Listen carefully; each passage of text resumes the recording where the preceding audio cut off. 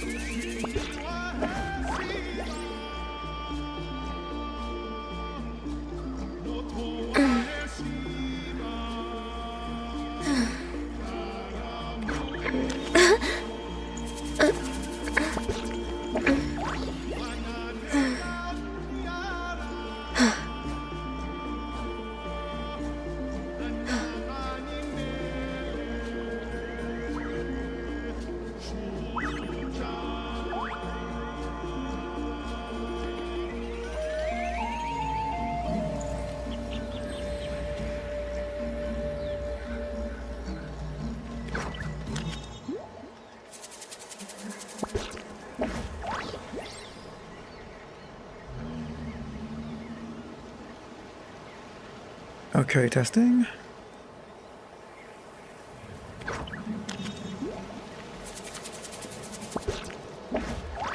Is it working?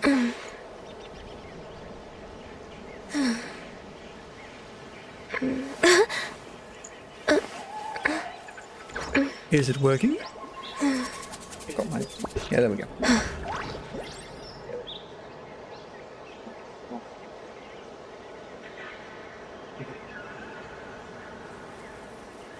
Switch over to that now. All good, all good. More. Chat bigger.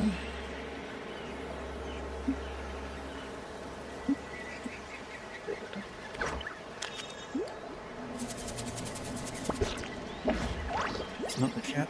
Yo! Currently testing something. Why is the chat so small? It needs to get way bigger. Should we really be off work this early? There is still a lot left to do. Okay, cool. That should be working. My game's right. Chrome. Looks like it's working. No dual audio. There's always a pain in the ass. Actually, there might be an echo. Get rid of that right now.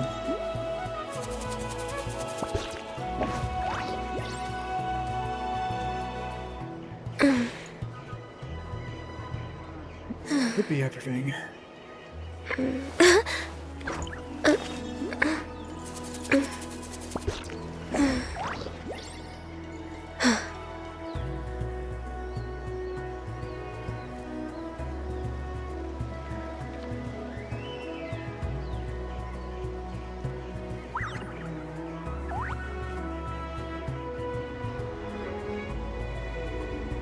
Watch it, that's not messing with the stream. Should be good then.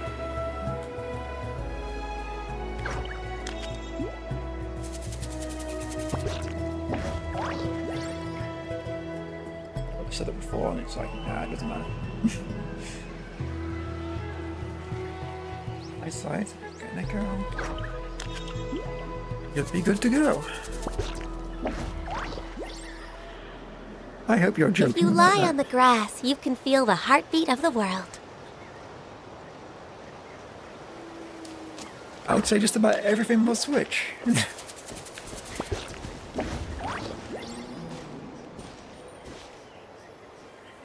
I've done today's dailies. I might have done. Let's see, yes. Oh, wait, I forgot to do one thing. No, good. I almost forgot to record the stream, which would be bad on my side. Speaking of that, actually, we'll just double this up, actually. Give me 1 second. Just flash to this screen real quickly.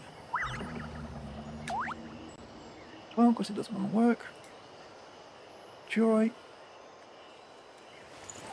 That won't work. That is the smallest button in existence. Give me a second.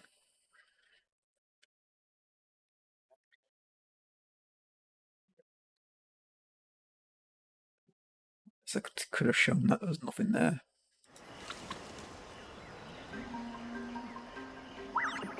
to know for the future. Okay. This is called Major Catch-Up Time. I am so far behind. It's not even funny. Can you hear me clearly?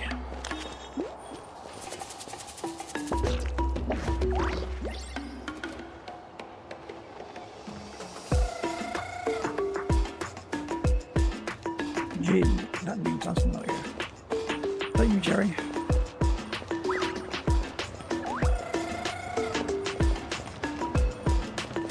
Oh. Inside me? Oh my god.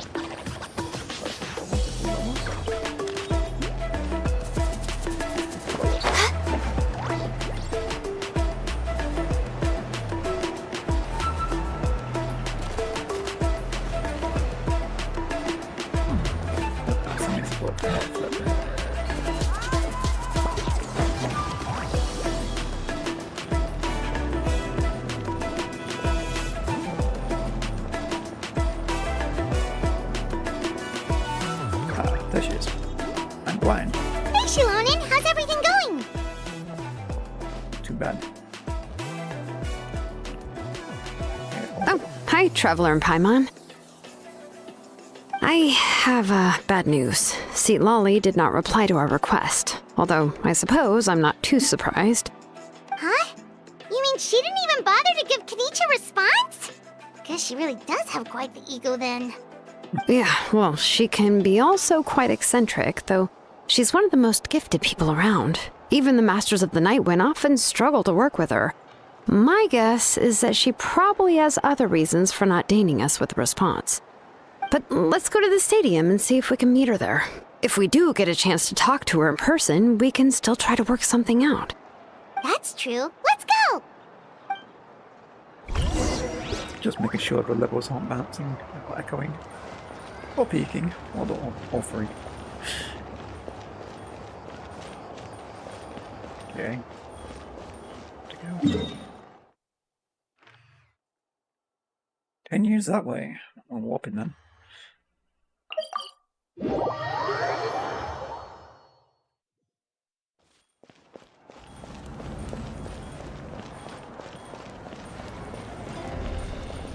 Wait a minute, story. I guess I like to have the correct. What are you? What are you know those? I was gonna say. I thought they had. Let's write that in. Weird. Where was I going now?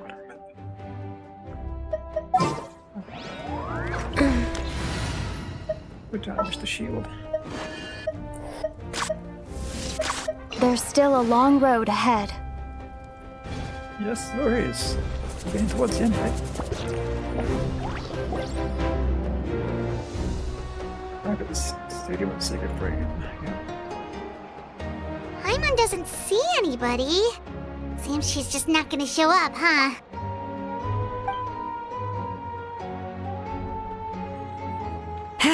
Well, we tried to be as considerate as we could, but she's under no obligation to help.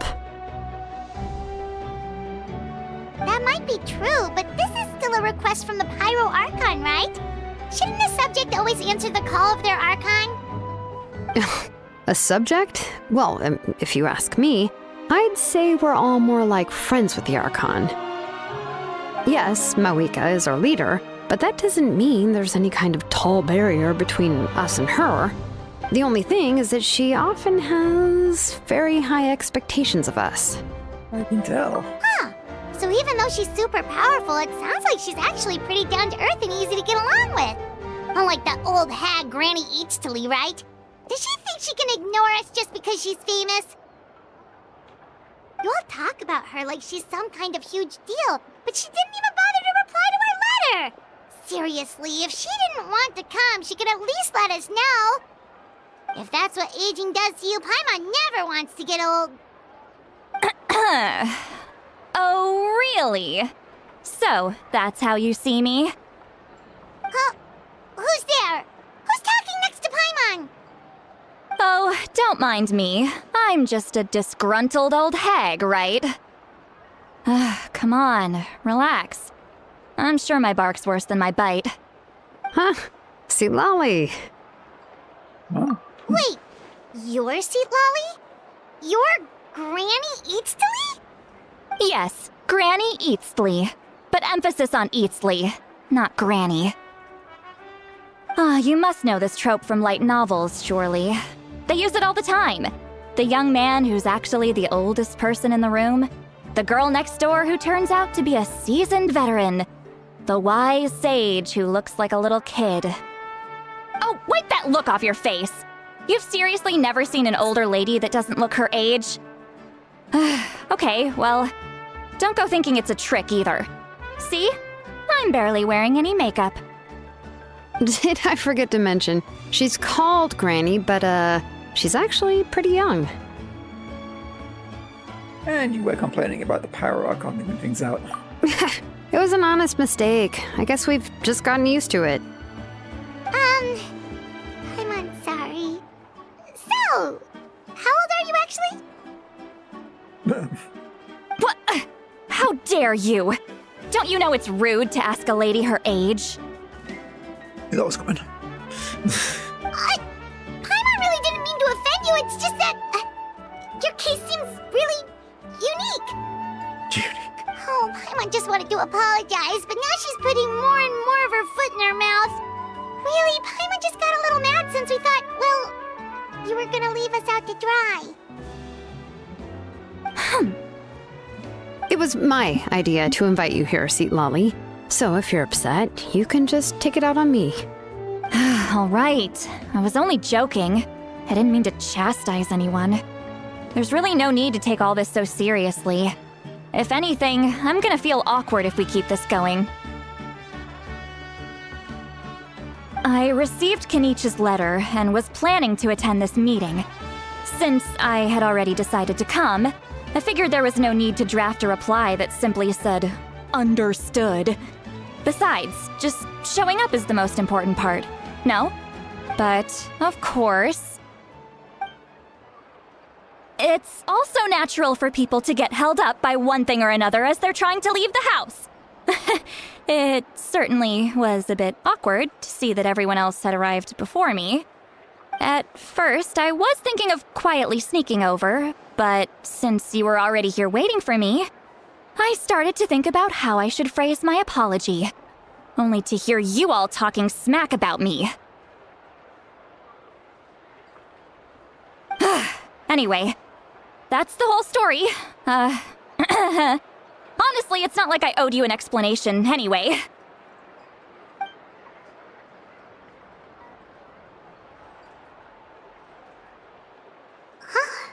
What's with that expression? Was she feeling embarrassed just now?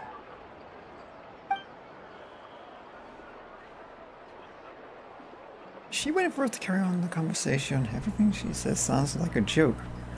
But I'm not sure if I should laugh. Would it be rude to laugh? Or even more rude not to laugh? When the Masters of the Night Wind said they struggled dealing with her, I wonder if the feeling is mutual. She seems to be pretty awkward herself. Everything she does and says seems a little forced. Anyway, Shilonen, I heard that you require my help in crafting an ancient name. Oh crap, I just remembered something. I should double check something. Don't tell me I did that. I'll find Lord. But I've got to transition back from the big back screen. Correct. The situation isn't like anything we've handled before. Let me explain.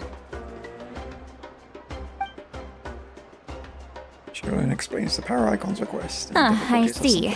So Mawika has asked you to forge an ancient name for an Outlander. Well, that would be a first. And you've also heard all about Auroron. I must say, he's always been a good kid. I can't see him joining the Fatui of his own volition. He must have been coerced somehow. Well, now once we find him. Yeah, that's what we came here to ask you. We'll help bring Auroron back if you help us solve the problems of forging the ancient name. What do you think? I suppose I'll just call you Traveler for now. Traveler, come here. Let me take a good look at you.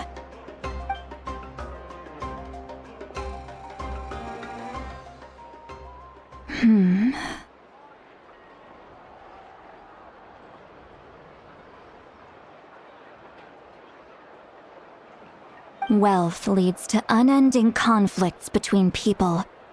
Yet you alone transcend the value of gold. Baleful thunder and wrathful waves bring terror to mortal hearts. Yet again and again, you've braved them to find new worlds.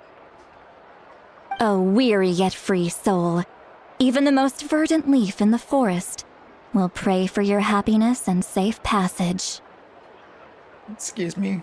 What was all that supposed to mean? Those are all the things that I could see in you. You've experienced far more than even most mortals could dream of. You possess the heart of a sincere hero, along with the conviction to lift a torch above your head and walk headlong into the night. Huh? Don't move. There's something here. Huh? What thing? Don't scare Paimon. Is the traveler gonna be okay? Shoo! That should do it. You've just returned from the Night Kingdom, so some fragments of souls were still stuck to your body. No need to worry. I've just cleared out the last of them. Isn't that kinda like having part of a ghost come back with you? It's nothing as serious as that. If left unattended, the most it could do is stir up some chaos in your mind, and generally worsen your mood. Well, in that case, better to get rid of them. Thank you. It was nothing. Shilonen, let's follow your proposal. Once you've brought Auroron back, I'll take you to see the Lord of the Night. The Lord of the Night? But don't we need to talk to the Wyab of the tribes? Something this important is beyond their jurisdiction. Only the Lord of the Night can decide whether we can grant an ancient name to one who does not hail from our lands. The Lord of the Night is an ancient entity that rules over the entire Night Kingdom, constantly borrowing the power of the sacred flame to combat corrosion from the abyss. Oh, so you're basically saying it's even more powerful than the Wyab of the tribes. Well, that sort of makes sense, being the lord of the entire Night Kingdom and all. Not exactly. It's not so much that one's more powerful than the other. But never mind. That's not important. It would take too much time to explain. Just listen carefully to what I'm about to tell you. The Lord of the Night is currently in a deep slumber, and we can only communicate with its consciousness while in a trance. In other words, in a dream. But I will need to prepare a few more things if we are to hold a ceremony to achieve the state of the trance. I'll make a list. Can any of you get everything for me? I can go. It'll probably be a long list, so better leave it to someone who knows all the local vendors. Sounds good. Then we'll go with St. Lolly to track down Auroron. Phew, the Fatui are nothing to scoff at, so please, be careful during your investigation. If you need any help, just come find me. Yep, we'll be sure to play it safe.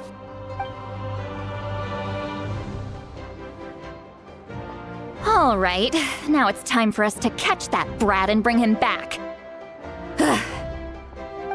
I'm sorry I made you wait earlier. It was actually because I decided to swing by Auroron's place to look for clues.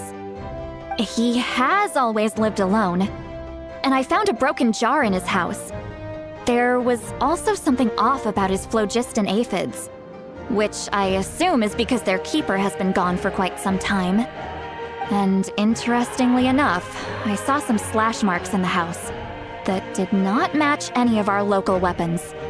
My guess is they were left by Snezhnayan arms. Oh, sounds like the Fatui broke into his house and took him hostage. But why would they kidnap a kid who just spends his days living in the country and raising aphids? He's only in his 20s. What would they want with him? That's not to say that I believe he's totally innocent, of course. Since he's the only one who was kidnapped out of everyone in Natlan, he must have done something to attract their attention. In any case, we'll get to the bottom of this once we manage to get him back here. Interesting. I'm truly sorry to put you two through all this trouble with me.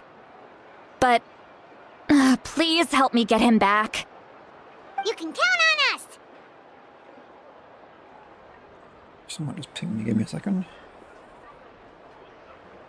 Who pinged me?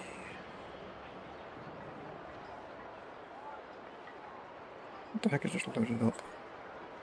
No, don't play ads.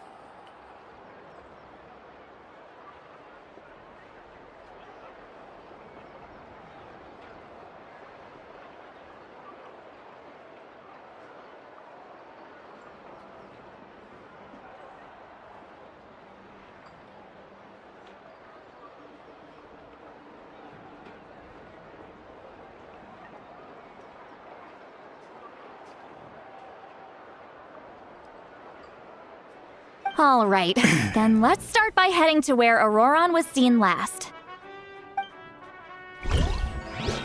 Which was where exactly? 10 years away? All the way over there.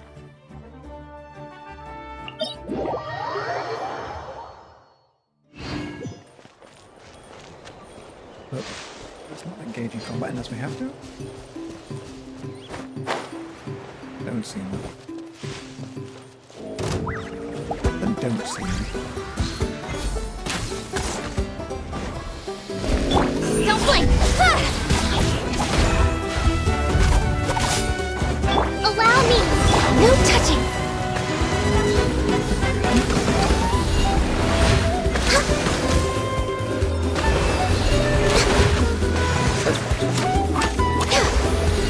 I can fix this!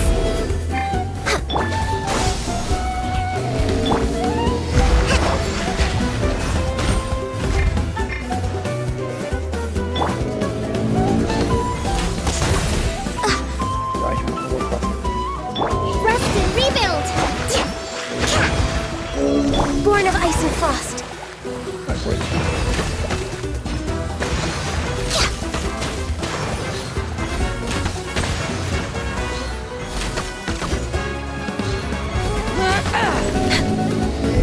That was quick.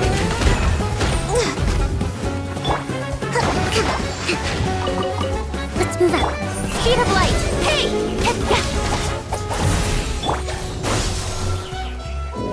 Allow me.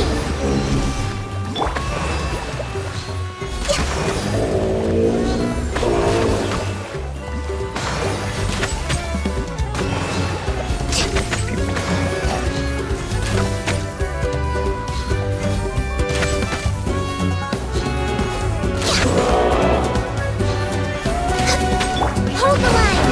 Access denied.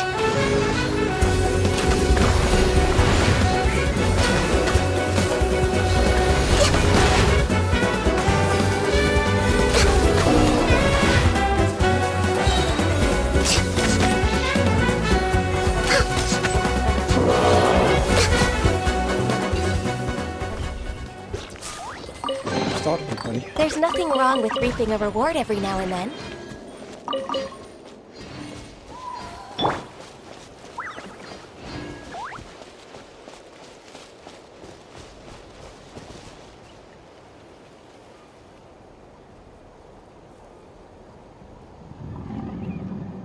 I see. Let me have a look here. Do.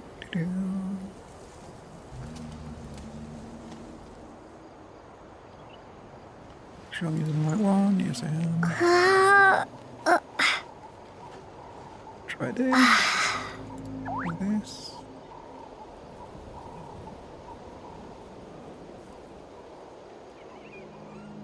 Let's try that.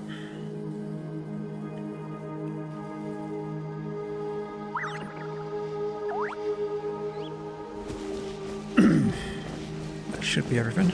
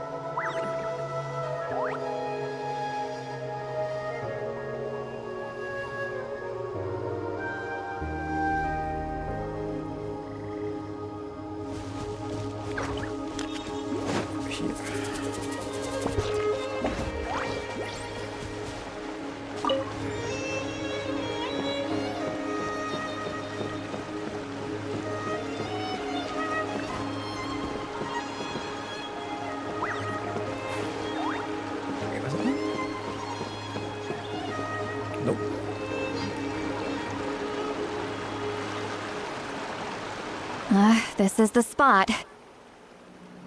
An eyewitness claimed to have seen Auroron speaking to some Fatui soldiers here. I don't know how much you're willing to believe me, but Auroron really is a good kid. I see no reason why he'd suddenly get involved with the Fatui. I'm convinced that what the witnesses saw was actually the Fatui coercing him. Or perhaps trying to extract information. However, I doubt anyone would believe me, given there are no signs of a fight. Didn't Kanich say that she's a big name in Natlan? Feels kinda weird to see her so frustrated and helpless like this. Could you tell us a little more about him? Auroron? Well, he was left at the side of the road as an infant, and the people of the tribe took him in. You could say that everyone had a hand in raising him. See. He learned a lot from us, and once he reached adulthood, he built himself a house out in the countryside. He spends most of his days growing vegetables and raising aphids, living off of what he harvests from the garden.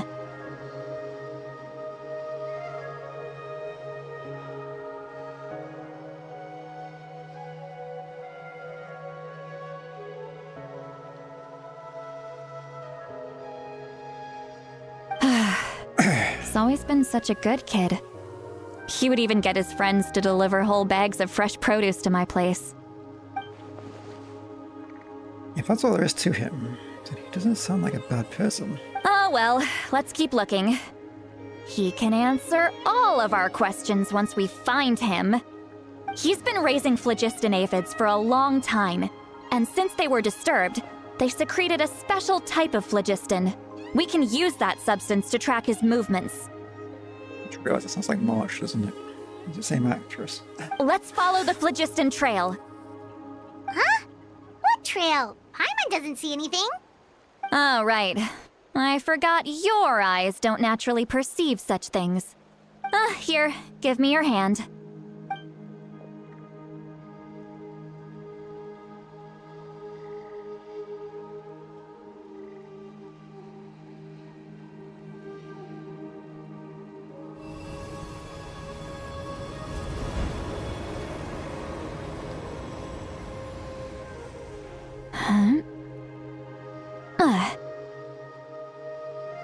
How about now? What do you see?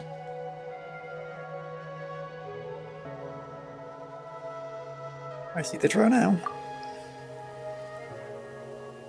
Whoa, Paimon can see it now too! That's right. I used a spell to temporarily transfer a portion of my senses to you. For a short while, you'll be able to see the phlogiston too. Wow, you can even share your senses with us? First time Paimon's heard anything like that. It requires a very rare spell that most people aren't adept at. But don't worry, it's a cinch for me. Between the two of you, it seems the Traveler's senses are a bit stronger than Paimon's.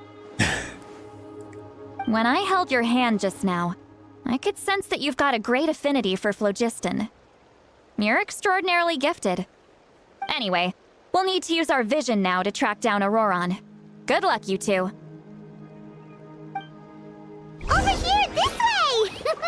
See, Lolly might say a lot of deep and confusing stuff, but this spell of hers is really something. What was that? Oh, Paimon was just complimenting you. Really?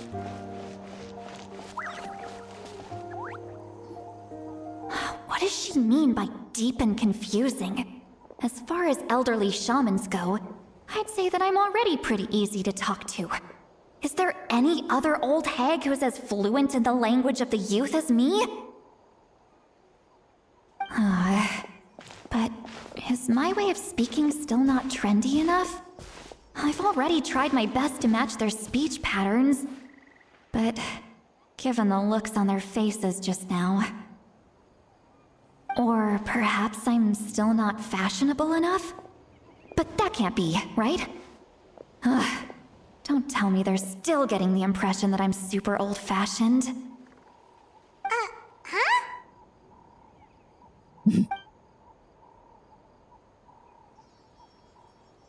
I think I heard a voice. Wait, but it wasn't with my ears. It was my mind. Was that St. Lally's voice?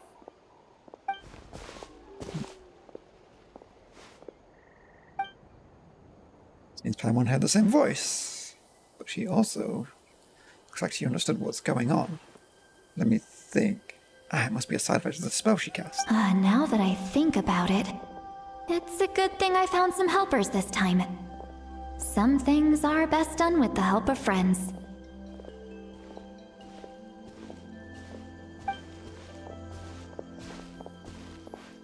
And now we can hear our thoughts through telepathy. Wow, this is amazing. Something like this could only happen with St. Lally. Oh? They appear to be feeling quite confident. Looks like our work will go smoothly. You bet, just leave it to us.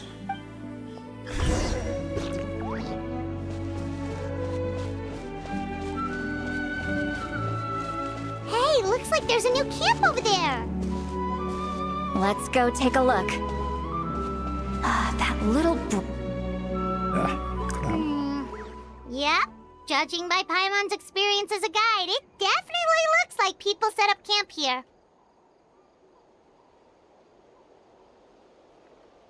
It's a guide, huh? Wait.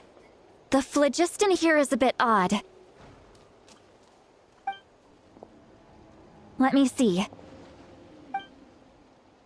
Paimon sees a small shape here. Could it be some sort of symbol?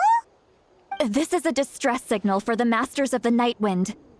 Only someone from our tribe would recognize it. So Auroron was indeed being threatened. We've got to find him, fast. Leaving such a subtle mark implies that he was trying to be discreet. In other words, he was probably under the Fatui's watch. If they notice us, we can just charge in and fight them to the death. But what if my darling grandson is also there? I can't have him caught in the crossfire. No, I've got to be careful. Otherwise he'd get hit as well. How annoying. No, I've got to stay calm and keep my composure.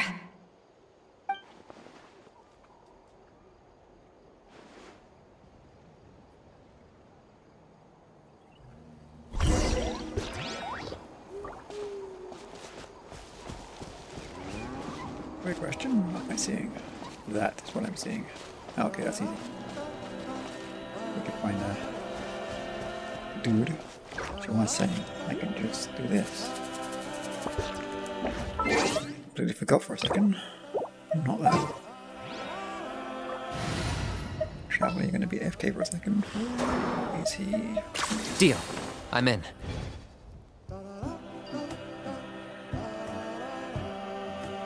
Do this now. It's been a while. There we go.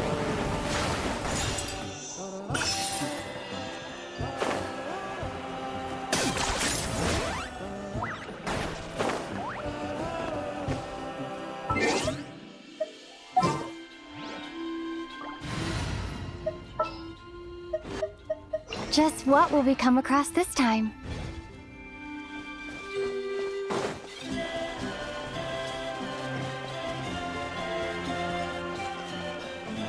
Okay, keep looking. See here.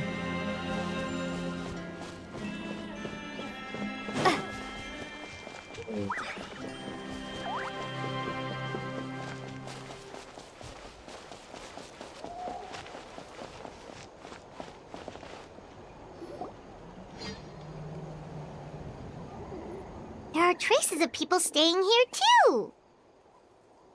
Wait a second. The phlogiston around here is jumbled up. I can also smell a mix of elements in the air. Pyro, electro, and some other elements as well. Kanich told us that you were super amazing. No wonder you can sense so many more things than us. It's about time that little brat said something nice about me. There are signs of a struggle here. Judging from what's left on the scene, there must have been a fight. But After that, the factions seem to have gone their separate ways. Both the phlogiston and the elemental traces in the air support that. Looks like Auroran found a chance to fight back.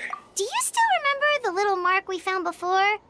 Paimon's thinking, what if Auroran wanted to leave another distress signal, but was caught by the Fatui? Sense? I think Lolly looks pretty worried. Indeed, judging by the distress signal from before, Auroran was being held by the Fatui. So given the difference in numbers, probably wouldn't have been able to overpower them. Given there are 2 signals leading from here, we should split up as well.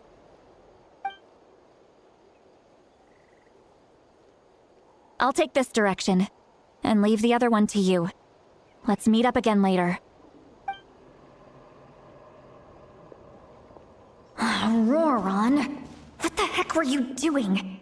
It's one thing to trouble me, but now I had to bring other people into this as well. Ah, you little brat. And off she goes! Traveler, did you hear all of that as well? Yep. Once Seat Lolly left, that voice went away as well. Paimon even tried calling her name inside Paimon's head, but there was no response. So telepathy doesn't go both ways. So you were thinking the same thing! Paimon also thought that if we could hear what she was thinking, then she could probably also hear what we were thinking in our heads. I don't think St. Lolly noticed anything. She did say that she was quite adept at this spell, and it doesn't sound like she's had any trouble with it in the past. Huh, maybe we're a special case and can hear her thoughts as a side effect.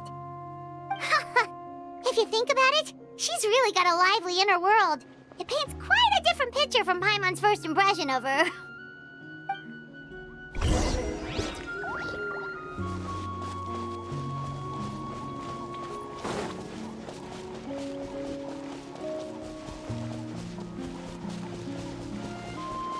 Paimon sees some traces here.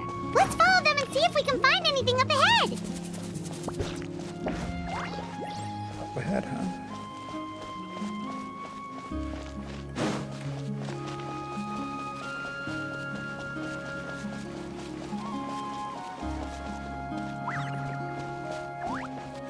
Interesting.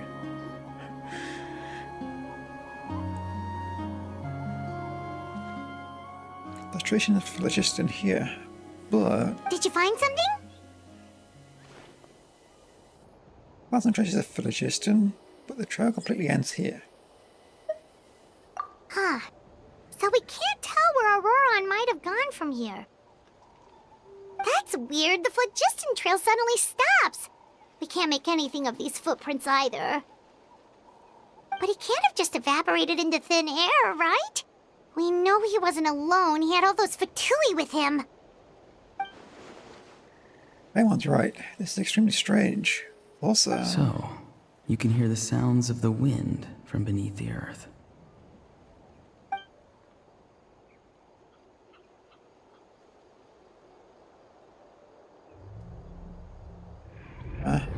whose voice was that just now?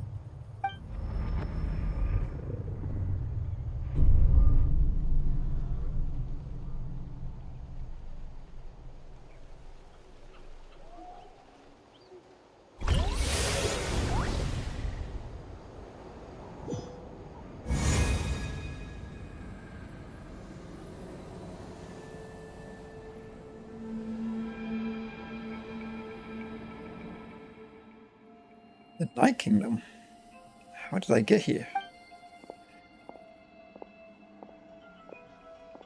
I'm very sorry, but please do not move. I have no desire to hurt you. I apologize that our first meeting has to take place like this. It's just that you're much like one of those animals with ears that perk up as soon as it senses danger in their environment. And given your combat proficiency, I would not have been able to gain an advantage over you if you were anywhere else in the world. However, you're now in the Night Kingdom, a familiar domain to the Masters of the Night Wind. Hello, traveler. I'm Auroran, the one you've been searching for. What does this mean? Have you escaped the Fatui's custody? Ah, the Fatui's custody. I see. So even Granny has told you that I was coerced by the Fatui. I'm afraid you've been brought here by a lie, like a false omen in the lingering smoke. My friend and I only left those traces to lure you here. Deceiving you was never our true intent, however. It was simply the fastest and most feasible way for us to set up a meeting. It's the captain? Greetings, traveler from afar. Be careful with this traveler. Her soul is temporarily restrained by us, and it appears to have become more fragile in the process. It's taking all my concentration to hold on to her. It was I who tasked Auroron with leaving the traces to lead you here, and I who used the Master's ritual to bring your soul to the Night Kingdom. So you are working together. What do you want? I've heard much about you from the past encounters you've had with my colleagues. Given the present situation in Natlan, I would like to sincerely request a formal meeting with you, in person. I will use the opportunity to explain my goals and motivations to you, as well as why I mistrust Malwika, the Pyro Archon. I believe there is little reason for you to blindly follow her plan. If you would like to hear our intel, then find us to the east of the stadium. But remember, not a word of this to anyone. I would like to avoid any further conflict. You will see me again once you return to reality. No matter what I say, please, help me keep this a secret. This is all to avoid dragging Granny into this conflict.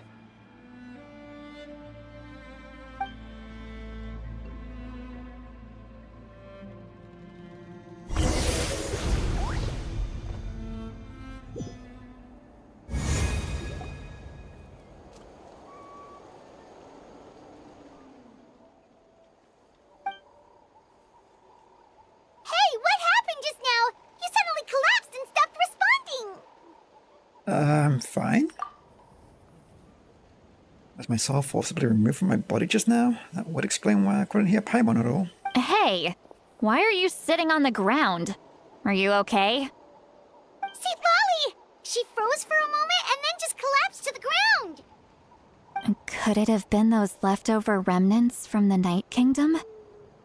Do you have any itches or pain anywhere? I'm fine, just a little lightheaded. Don't worry. We can take a short break. Sorry, I know I asked for your help. But had I known you were feeling unwell, I wouldn't have taken you on this trip with me. They were being truthful, then they must have reasonable motives for what they did. But should I trust them? I could just share everything with Paimon and see Lolly right now, but that would mean giving up on the lead. I still haven't had much dealings with the Fatui, where I've had much dealings with either the Fatui or the Masters of the Night Wind. I suppose I'll stay quiet for now and see what I can find, and see if I can find out anything else. If you're feeling sick, you should just say so. See, Lolly should be able to, exorcise any ghosts or weird stuff that you picked up in the Night Kingdom. A seasoned traveler must know the importance of not pushing yourself beyond your limit. If you need anything from me, just say the word. Thanks everyone, I'm feeling fine now. In any case, let's take a bit more time to rest now.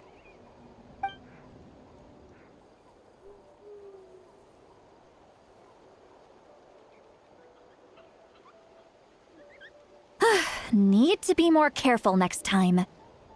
Feeling better yet, Traveler? All right, let's get ready. I followed my phlogiston trail earlier to a stronghold guarded by soldiers. I have a feeling that Auroron is probably being held inside. Oh, so it's close by. Then let's head over right away. I'm so sorry, I didn't realize I was holding you up. Well, I recruited you to be my helper, which means we're in this together. Like the wind and the clouds. We either move as one or not at all. But if you want to make it up to me, then just be sure to fight extra hard when the time comes.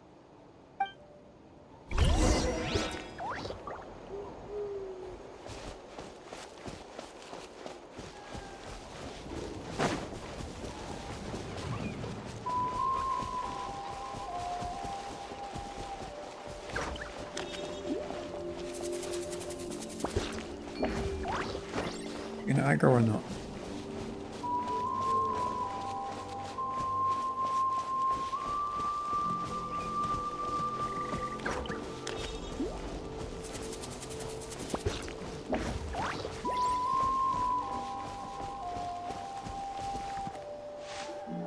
Look over there.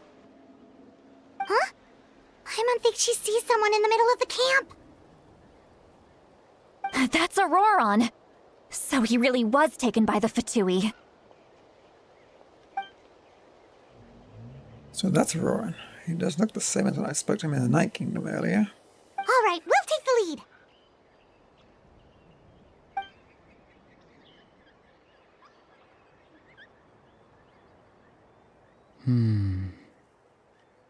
Hey, quit daydreaming. Don't you have work to do? I cannot see the sun. What? Without the sun, I cannot see the truth. You are currently blocking the light, so I must beseech you to move aside. Huh? Okay, Mr. Philosopher. That's enough mumbo-jumbo. Wow. I'm going to rip that guy's head right off. See, Lolly's struggling to control her temper now. Are you ready? Let's go kick their butts. On my count. 3, 2, 1! Still trying to resist?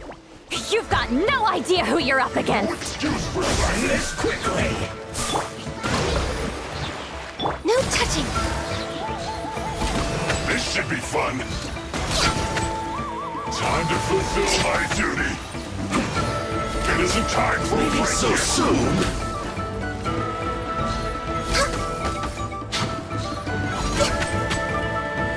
Just to you guys. Prepare yourself. Incoming! I don't realize you was behind me. Nowhere to hide. No slacking off.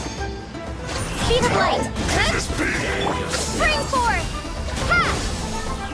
Born of ice and frost. I don't miss. My duty at an end. Hey there, baby. Don't blink.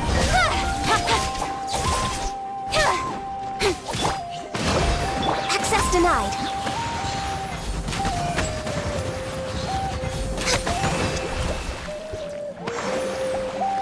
Oh, Covenant of the Deep. Speed of light. Cut to the chase.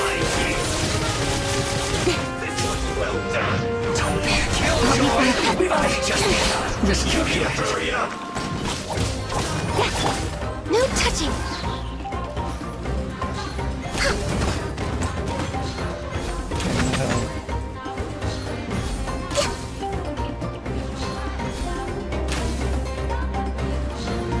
Roast and fry.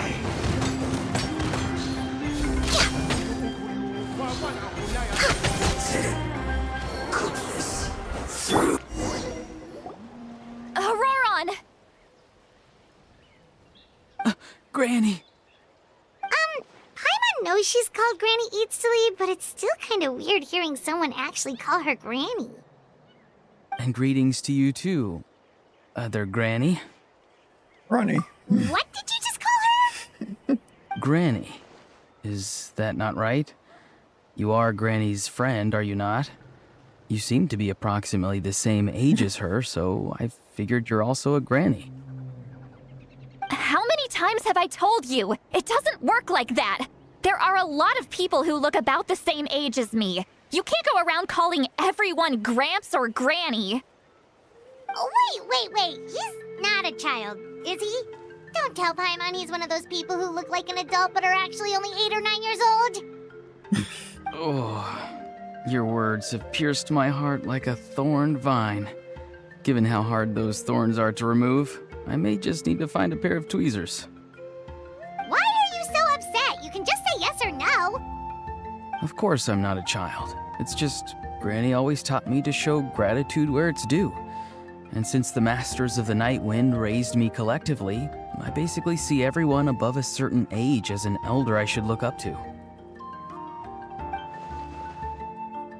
He talks has definitely changed, but it doesn't feel like he's putting on an act. He asked me to do whatever I could to keep things secret. Even said that it'd be best for Seat Lolly's sake. So you treat everyone like they're your uncle or aunties. So you treat everyone like they're your gramps and grannies. Exactly. But if you keep that up, then everyone's going to be your senior. And do you think saying all of this is gonna save you from a scolding, Auroron? Haven't I told you 100 times since you were a kid? Heed the 3 warnings. Be wary of beasts prowling around, scammers looking for their next victim, and strange people who appear out of nowhere. Oh, so you do remember, and you just chose to ignore them. I always knew that living on your own was going to get you into trouble sooner or later. But getting kidnapped? That really takes the cake. You won't always be able to rely on other people coming to your rescue, you know. You're just lucky we got here when we did. Or we might be launching another search and rescue operation to find out where they put your severed head. I'm sorry, Granny. I'll be more careful next time. Next time? Oh, good one. You think there'll be a next time after this? Not a chance. They didn't hurt you, did they? No, they just asked me a lot of questions about Natlan's terrain and made me draw a map of the ley line distribution. Okay, now answer me honestly. Were you the one who helped the captain escape after his battle with the Pyro Archon? Yes. So why did you do it? Because they said they would need my help from there on out. They also said that if I refused, they'd just come to you, Granny, and they'd already figured out a way to make you do their bidding. Hey! I'm no ordinary Granny! Would they really dare to come after me? And you! Did the gods give you a brain just for you to not use it? Did you really believe everything they said at face value and not stop to think? Thankfully, the Pyro Archon only asked that we find the mysterious individual from the Masters of the Night Wind and didn't slap your name on a wanted poster. Don't think for a second that she doesn't know what's happening. Even if the truth that you see will soon manifest into reality, there is still no need to preemptively panic. Have you forgotten the words that I've taught you? I'm sorry. Forget it. We can submit the details of this camp and the defeated Fatui as evidence of your innocence. Let's clean this place up and get back to the city. Auroron, you better remember this lesson well and seriously reflect on your actions. Also, once we return to the city, come to the speaker's chamber with me. I'll need you to explain everything. Sounds good. Should I bring some of my homegrown vegetables as well? Your vegetables? Yes. I grow a lot of fresh produce in my garden. I hope the Pyro Archon won't be too picky about the selection. Now's not the time to be thinking about that. If you do come face to face with the Pyro Archon, the first thing you should do is... Recite the 3 warnings. Huh? No! You should emphasize that you were not in cahoots with the Fatui! How exactly did the Masters raise this guy? Oh, right.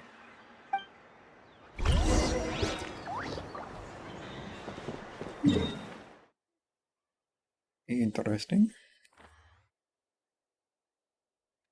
This one.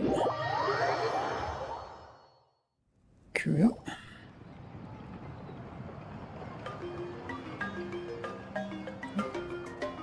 Turn to the city and see why it brings you to the speaker's chamber. You recount everything that's happened to Aurora. I see. So Auroron came to the captain's rescue because he promised to help him in exchange for Seat Lolly's safety. That's right. I'm sorry. Now that you know Auroron was only trying to protect another member of his tribe, could I ask you to petition the Pyro Archon for her forgiveness? We'll give her a full report. We'll let you know once she's reached a decision. Will I need to stay here? Technically, yes. But if Miss Lali is willing to serve as your guarantor, then we can release you from custody. Sure. I'd be happy to do that. I don't have any more time to waste here. I still have other things to do. Understood. Thank you very much. Mr. Auroron, please report back to the Speaker's chamber as soon as you've received notice of the Archon's decision. I understand. Thank you. And thank you too, Granny. Well, at least you won't need to hide your face anymore. Traveler, Paimon, thank you very much for your help. And don't worry, I haven't forgotten about my side of the deal. Once Auroron is settled, I'll go talk to Shilonen and get started on forging an ancient name for you. Oh, thank you. I'll be counting on you. You scratch my back, I scratch yours. It's as good as done. You can just go twiddle your thumbs or something while you wait for the good news. Bye for now. Come with me, Auroron. We've got to find you a place to stay for the night. Goodbye, other Granny. This new grandson of mine is way too polite.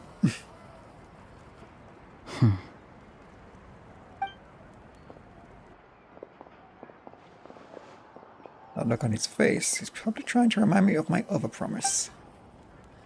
This doesn't strike me as a liar. Had I not seen everything for myself, I never would have guessed that he could have done so much work behind Lali's back. What does he really want? Oh, we're finally done. All right, it's time to find some grub. Hey man, there's something I need to tell you. Huh? What is it, Traveler? Pull Paimon aside and tell her everything that happened when you collapsed. What? The captain? Keep your voice down. Sorry. Paimon just didn't see that coming. So you really saw him in the Night Kingdom? And he didn't attack you? Oh, that Auroron, what is he up to? He sounded earnest enough just now. Paimon would have never guessed anything was happening. All that stuff about protecting Lali and being forced to help the Fatui, when he's actually been a willing accomplice all along. I'm still not completely sure. We still need more information. Yeah, you're right. Still, Paimon appreciates you telling her about this. Paimon will support your choice no matter what, so if you want to go, we can go together. We still have another whole day before the meeting, so we'll just meet with them when the time comes.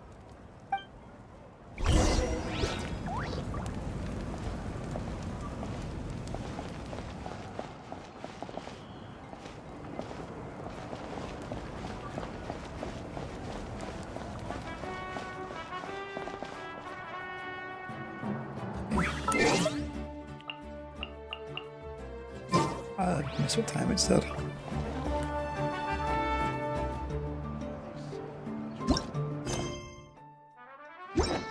Okay.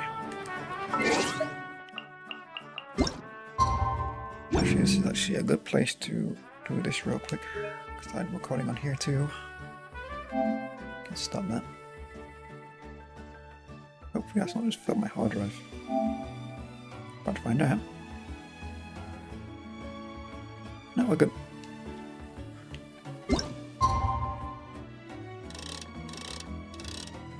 Next day, isn't it?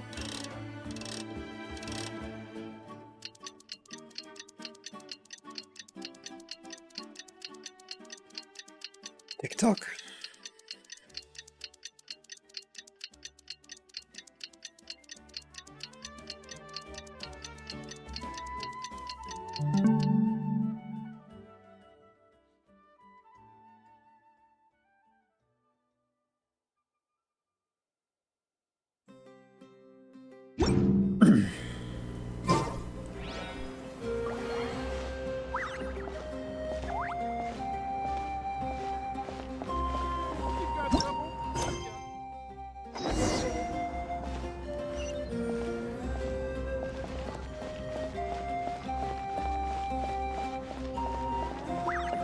Outside.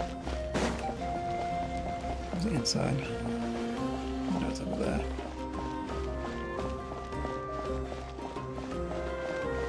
Climb over.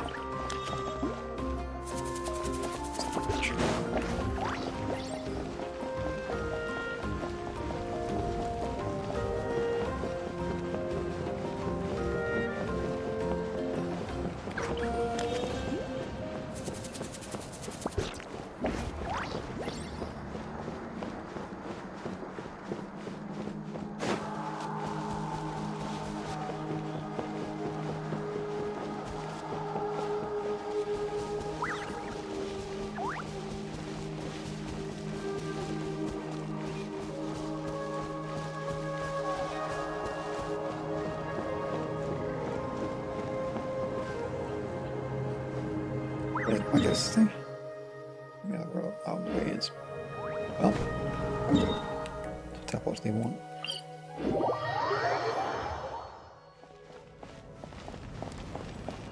I was thinking a little different when I came in.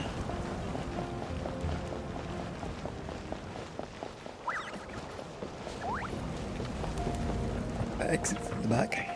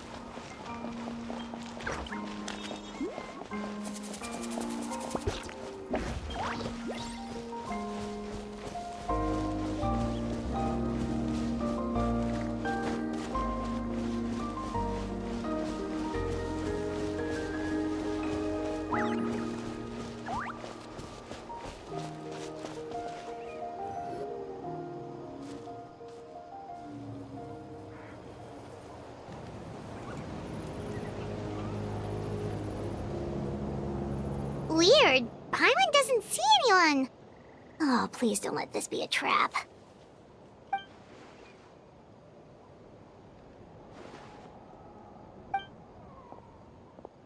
What was that? Good evening. Nice to see you again.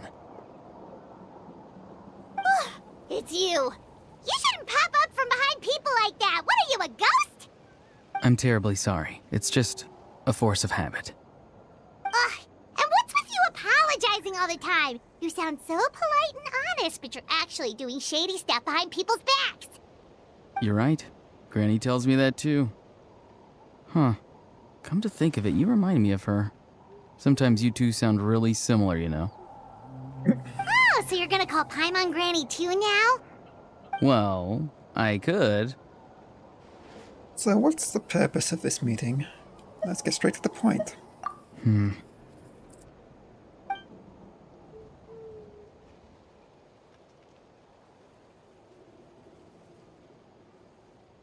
It's all clear. Over to you. Excellent. The fact that you showed up proves that I was right about your character. I'm only interested in the intel, and I really don't care how the Fatui thinks of me. Yet, there's been a lot of talk about you. Child told me that you're passionate about the unknown and willing to take risks. Rather than facing you as an enemy, I would much prefer to bring you to my side. If we allow the current state of things to continue, we will inevitably clash, and that's a scenario that I'd very much like to avoid. Why? I've long heard of your exploits across the nations. Though you have crossed swords with my colleagues many times, I know that you are by no means an unreasonable person. And once you've learned the truth that the Pyro Archon Malwika would never willingly share with you, you may just find it in your heart to consider my proposal. I assume you've already been informed of the Pyro Archon's plan. In order to defeat the Abyss and save Natlan, she still needs 2 more heroes to appear. Wait, how did you know that? Never mind. Guess that's not important now. I've long kept a close eye on her plan. To be frank, it's an exceedingly risky plan. Will the heroes really appear? And even if they come to her, will their power be enough to drive the Abyss back? If any part of the plan goes awry, all of Natlan, even all of Tevat, will pay for her mistakes. Now, you may have been led to believe that this is the only plan available to her. But what if I told you she's had another emergency plan all along, the details of which she has chosen to keep hidden from you? An emergency plan? Yes. A way to keep Natlan intact, even if her original plan fails. But given the painful cost of its execution, she has chosen to keep it as a mere backup plan. Whether this stems from hesitation, fear, or even naivete, I cannot say. But Natlan cannot afford to wait until she comes to her senses. My fear is that given the enormity of the decision, she will be reluctant to confront the dire reality we face until it is too late. There will be no time left to execute the backup plan, and all of Natlan will be lost to the Abyss. We have to make the decision for her, here and now. That's just your speculation. Yeah, do you have any evidence for all this? Just telling us a bunch of scary stuff isn't enough, you know. Besides, wasn't it you who tried to seize the Gnosis for the Tsaritsa plan? Wait, by seizing the Gnosis and making a decision for her, could he mean that the Gnosis has something to do with the backup plan? I knew you'd be clever enough to see. That's right. I did not seek the Gnosis for the Tsaritsa. Since I was defeated in battle, I must put to rest my thoughts about the Gnosis. But even so, my desire to save Natlan remains unchanged. And now, I have found a new way to solve the crisis. We can implement it immediately if we reach an agreement.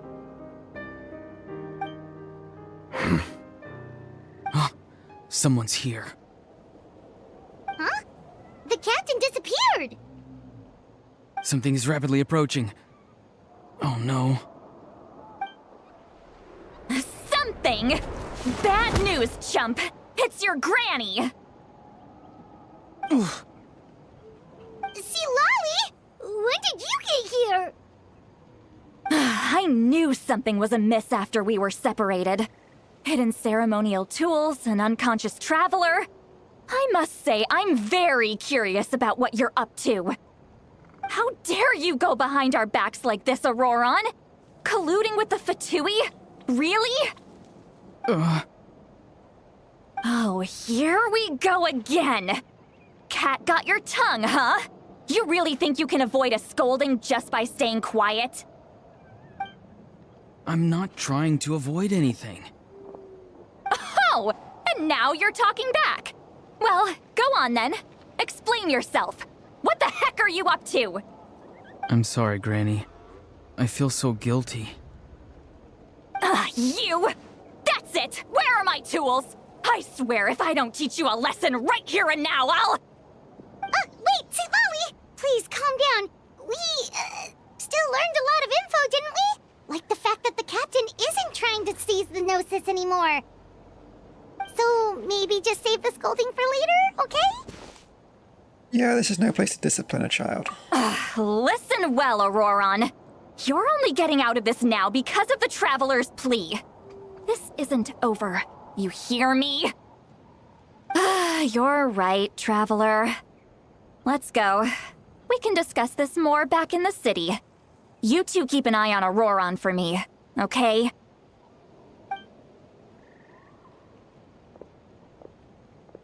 Our conversation with the captain was interrupted at the most crucial moment.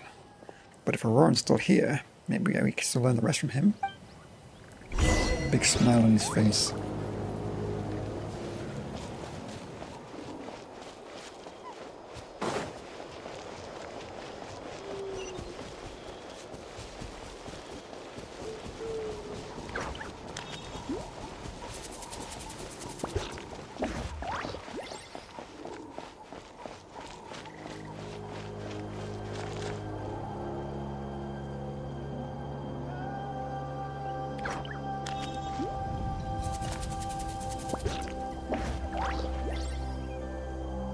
music, isn't it?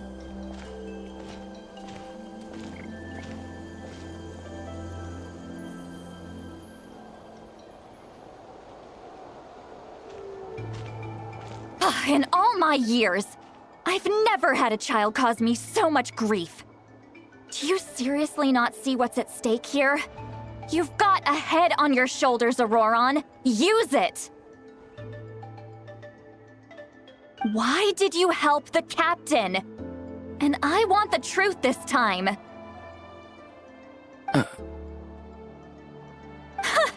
No answer? Think you're being smart?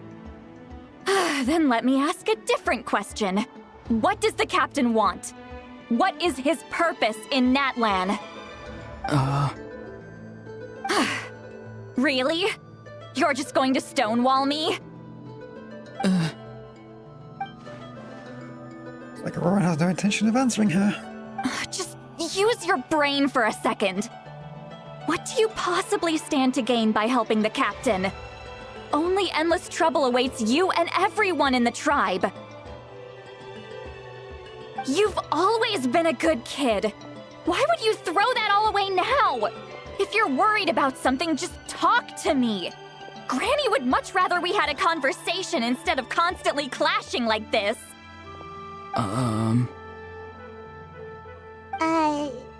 Why is he staring at us all of a sudden? I'm sorry that you have to hear all this. It's fine. Well, it's definitely a little awkward. You're very kind. Most people would have fled by now. Not everyone can handle Granny's scolding. Oh? You dare gossip between yourselves instead of listening to me? You... Sorry, Granny. Sorry, Granny.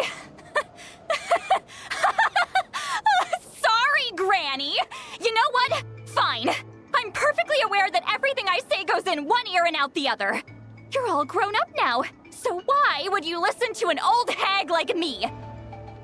You say all the right things, but then you go and completely ignore me. Well, if that's how you're going to treat me, you can stop sending Aoife over to my place to deliver your stupid vegetables! I don't need anything from you! Who's Aoife? A delivery person? That's irrelevant. The point is, he hangs out with this kid, so he must be no good. You kids get to a certain age and suddenly act like you know it all. There's nothing I can say to get through to you. Auroron, if you're still thinking about that so-called duty, then please, just forget about it. The ley lines did not fall to this state because of you. And we've long closed the book on that incident. Seems they've started talking about some kind of tribal history. I'm starting to get lost. That's not it, Granny. Something off by that voice. I know you tend to get down on yourself when you're upset, but I can tell I really hurt you this time. All I can say is I'm sorry. His voice. Auroron! Where have you gone? It sounds like he's somewhere super far away, but isn't he right here in front of us? I'm really sorry. It's up to all of us to do everything we can to save Natlan. So I've got to go. Get back here this instant! Auroron! What is this? Powder from plant spores? Is that the trick he used? What just happened? How was he able to suddenly get so far away like that? It's a trick of his. If you grind spores into a powder and spray it in the air, it can be manipulated to create an illusion. He pulled it off flawlessly. He must have put a lot of time into perfecting it. Don't tell me that's how he's been hunting in the fields these days. Oh, couldn't he have picked up something more useful? Little brat. That's it. The next time we meet, I'm definitely going to break his legs. Whoa, that's a little extreme. But still, why does he feel like he needs to run from us? If his goal is also to protect Natlan, then can't we work together? He still doesn't want to tell us about He still doesn't want to tell us anything about his goals. I'm sorry for interrupting your conversation with them earlier. But even if you'd been able to hear them out, there's no guarantee you would have gained anything substantial. Auroron probably did everything he could to get away because he knew I'd get the truth out of him sooner or later. Ah, that brat. I swear. Captain probably has some sort of substantial plan, otherwise Auroran would have no reason to keep following him. Meeting again is out of the cards, so it might be faster to approach the pyro icon and confirm what the captain said. And also, I can tell that Auroran's stubbornness has hurt Ceylani deeply. I need to find a way to comfort her. What was all that about Auroran's duty earlier? We've got quite a long walk back to the city. Let's take our time. It'll give me a moment to figure out how to explain all this.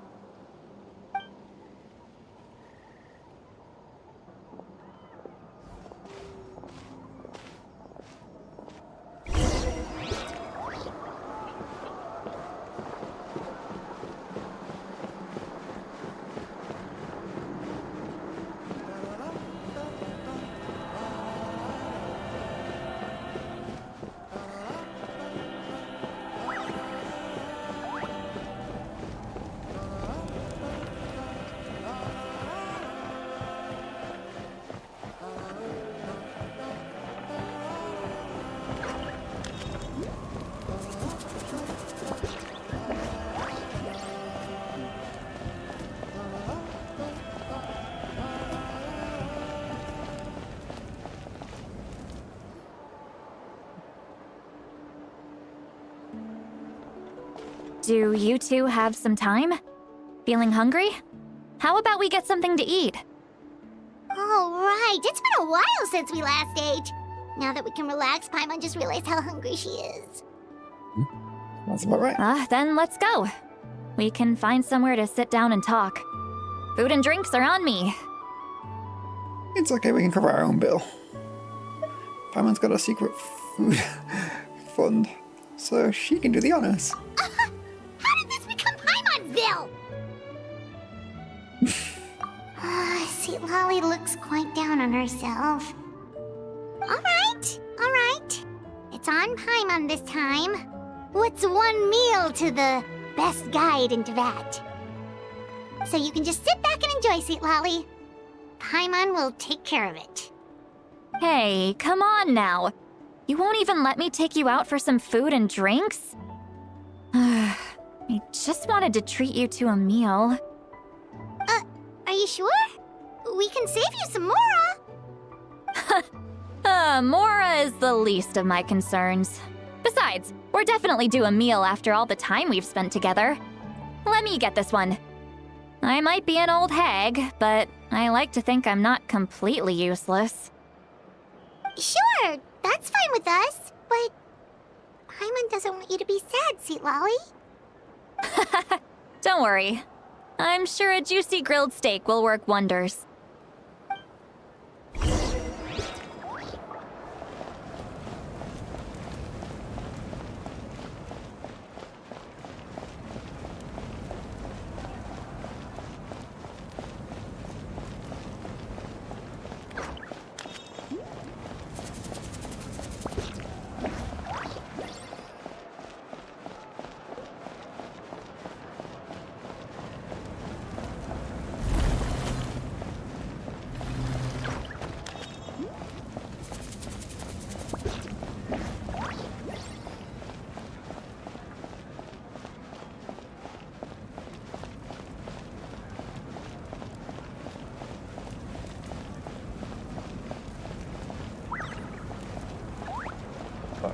I thought it was above for a second because I'm confused.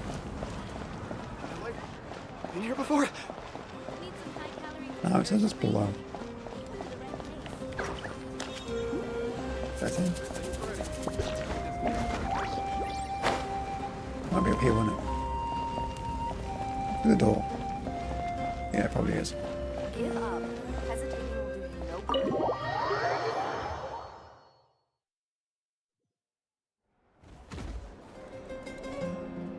Maybe you walk into the tavern and you find a quiet spot to sit. You and Paimon order some food and fruit juice. I see Lolly begins chugging down bottle after bottle of wine. Huh? What are you looking at? Do you see two people standing by the door? They look like spitting images of each other. Are they twins?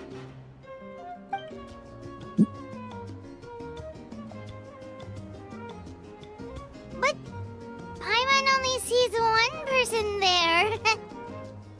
Huh? How could that be? I guess my mind isn't as sharp as it used to be. Give me another bottle, boss! Do you think she's drunk? I'd be surprised if she wasn't. There you go, miss. Oh my, it's not every day you get to see Granny Itzley here with some friends. Not to mention ones who've made a huge name for themselves recently.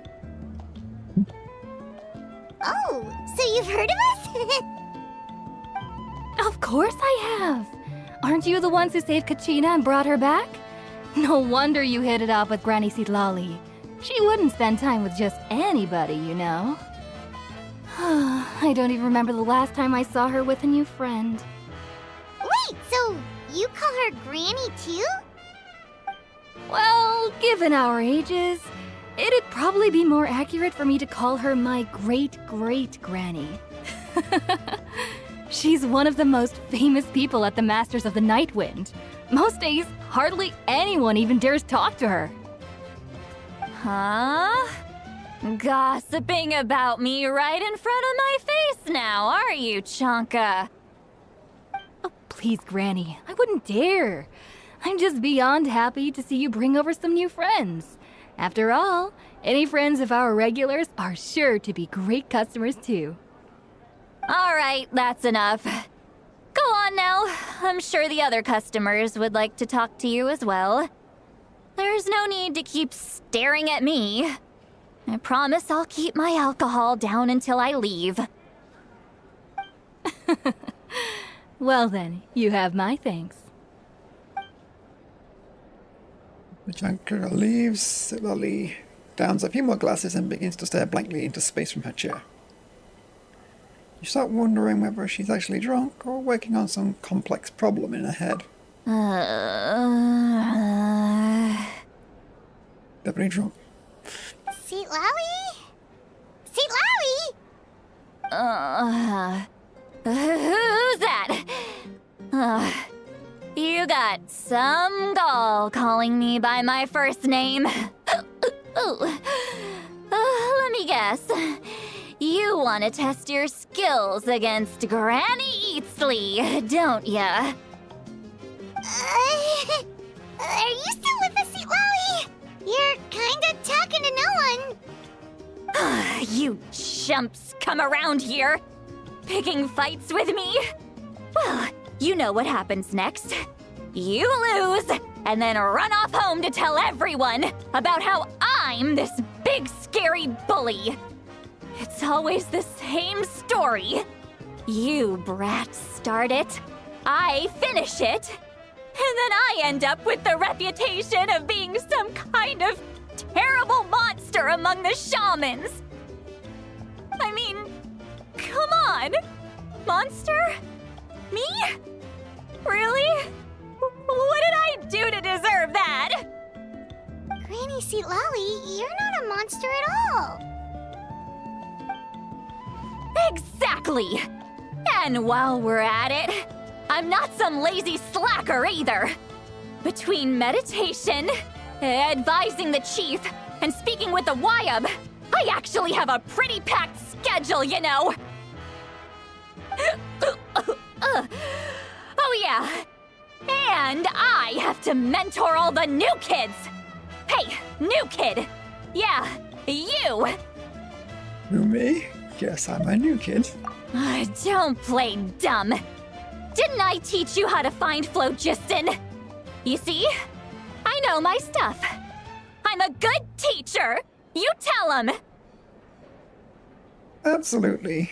Thank you for all your teachings, ma'am. That's more like it. About dang time someone showed me a little respect. Yeah, Granny's a hard worker, all right. You can always rely on old Granny.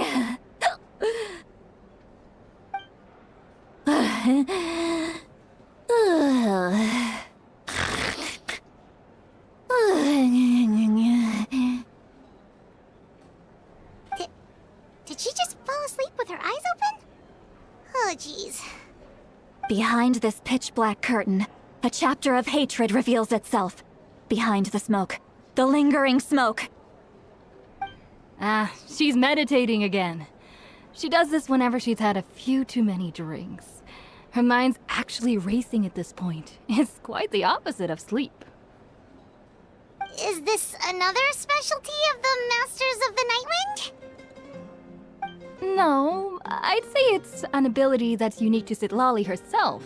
While she can easily pick up everyone else's skills and tricks, few have been able to master hers. Warning, warning. Red, the color of danger, has now arisen within that pair of eyes. Huh? Are you awake? Traveler? Paimon? What's wrong? I'm gonna hurl. Hang on, just keep it in! Phew. Okay, it's passed. That was a close one. You had Paimon worried. Paimon really thought you were about to barf all over the table just now. How embarrassing. I'm sorry you had to see me like that. That's never happened before, I swear. I've never thrown up, not once. We didn't ask about before. Are you feeling okay? Want to take a quick walk and get some fresh air? There's so much that I want to say, but I can't. Why not? Of course you can. Just say whatever's on your mind. Please, Paimon, it's not as simple as you think. We've only known each other for a few days, right? What would you think of me if I were to start dumping all of my complaints on you after we've only just met? Oh, Paimon gets it. You're hoping that we wouldn't think less of you no matter what you're about to say. No, that wasn't my point at all! Seriously, don't you youngsters know anything about shame? I'm talking about shame! I've lived all these years and still can't get rid of it! Surely, you know the feeling too? Actually, about that. We just tell her. Huh? Tell me what? Yeah, this is as good a time as any. Alright, Citlali. Listen carefully and try not to get too upset. You describe the events that took place at Auroran's rescue as objectively, fairly, and impartially as possible. Citlali shared some of her senses with you for a spell, allowing you to temporarily hear her thoughts. So, you heard my... It's okay, Citlali. You had every right to complain about those things. I can't take it anymore! Why do these things happen to me? Hearing me mumble under my breath is one thing, but hearing what I mumble in my own head? That's too much! It's just like when you're rolling on the floor in your pajamas, but you forget to lock the door, and someone bursts in to deliver cabbages and sees the whole thing! So that, happens to you a lot. It happens to people in general, okay? Doesn't matter if you're 200 years old or 1,000 years old. Everyone rolls around in their pajamas sometimes. I was just picking something generic. Are you okay? You look dejected. Take a walk with me. I have things to share with you. Looks like she's completely given up. Like those criminals who just confess everything and accept their fate. We should follow her, just not to make sure she doesn't do anything stupid.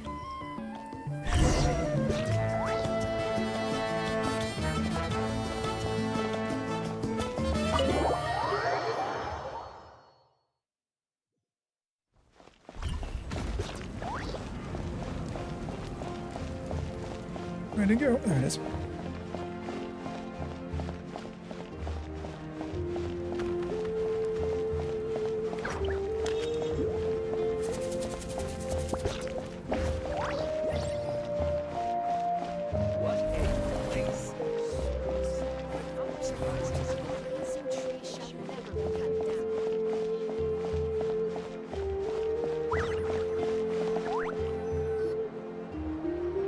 Well, great view, right? I love coming here by myself. Wow, it's beautiful! Thank you for bringing us here. You're making me want to cry. Oh no, what do we do? Please don't cry! I was an expression, okay? A figure of speech. I'm just... embarrassed. Here you are thanking me, even after you helped me all this time. Let's just have a casual conversation. It's easiest that way. Really? You don't seem like the kind of person who keeps things casual. Well, I guess I used to be more of a stickler for the rules. And you're right, I don't usually open up to the people of my tribe like this.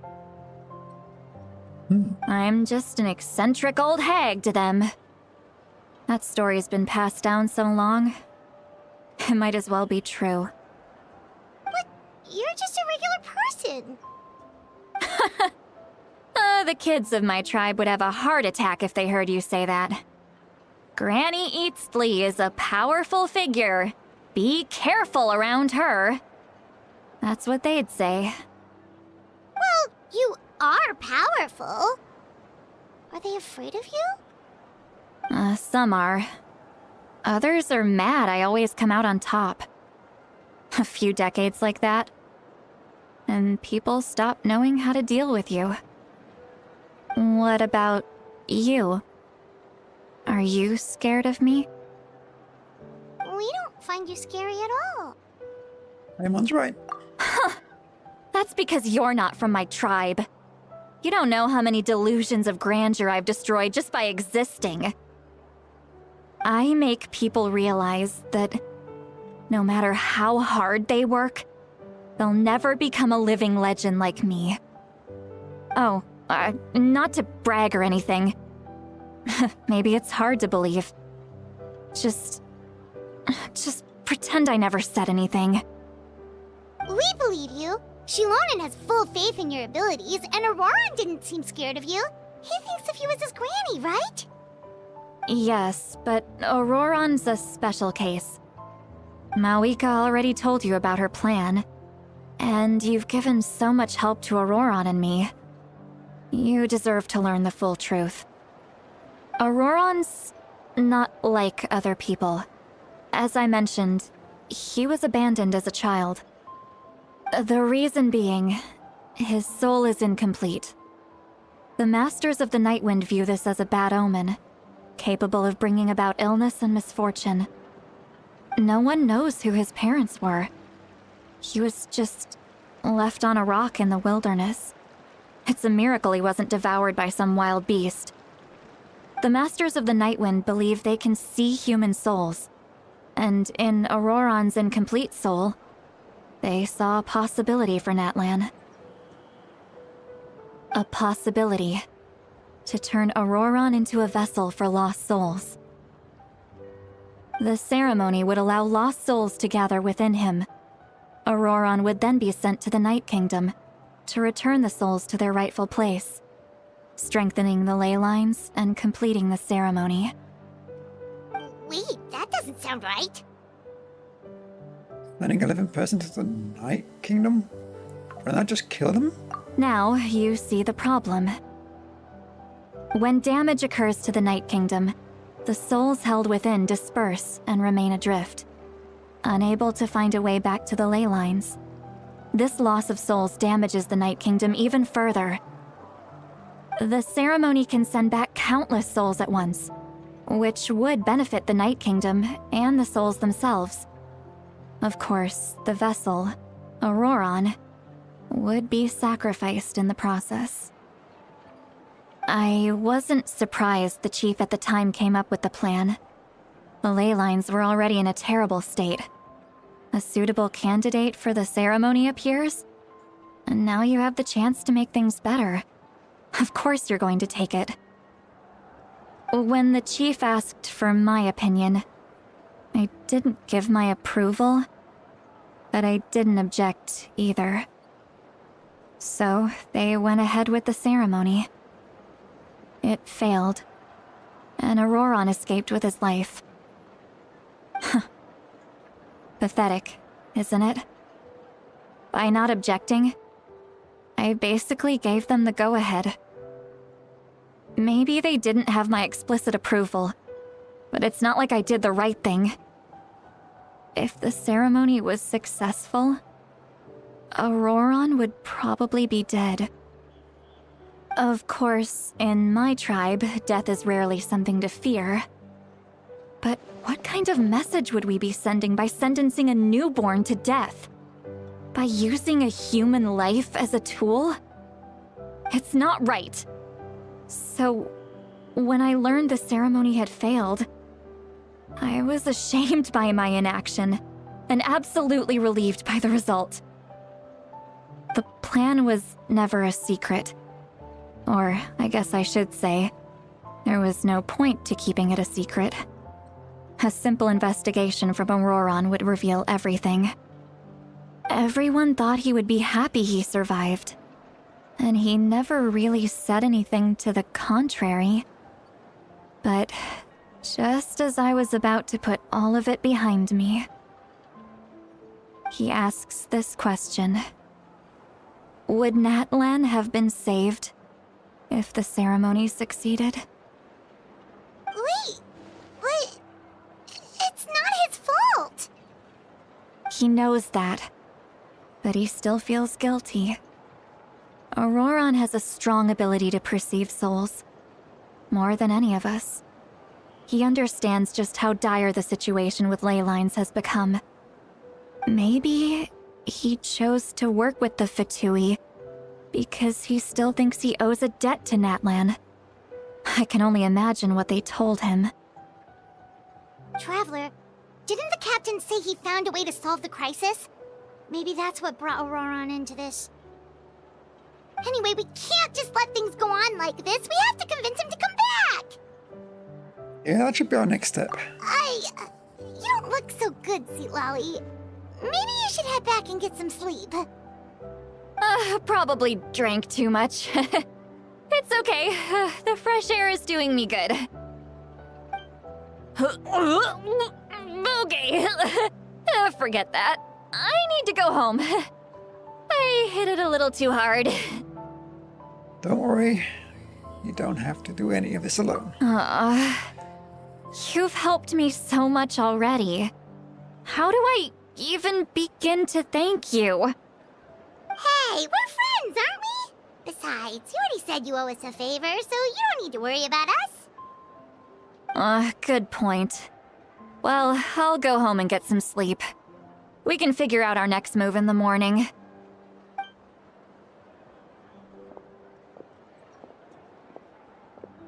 Friends. I like the sound of that. Auroron's probably back with the captain, don't you think? Yeah, we should tell the Pyro Archon what we learned. You mean about the backup plan? Do you really believe what the captain told us? She needs to know regardless.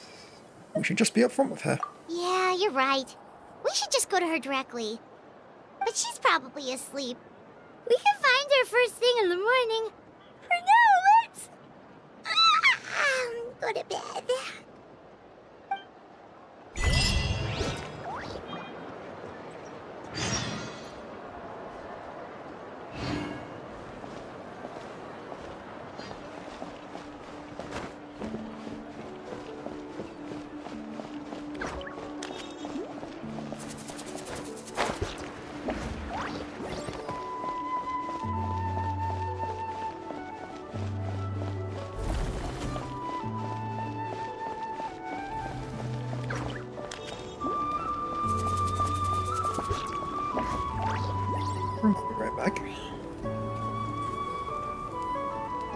dog does too.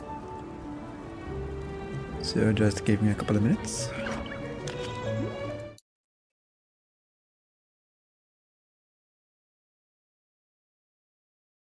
Why is that being muted? Give me a second, trying to work on something.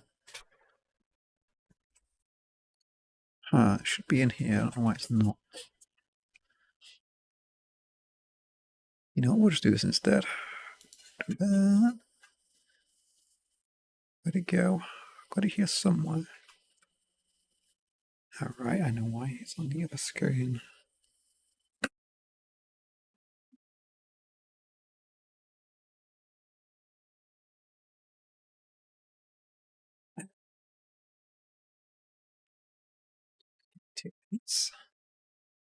Let's set this up right.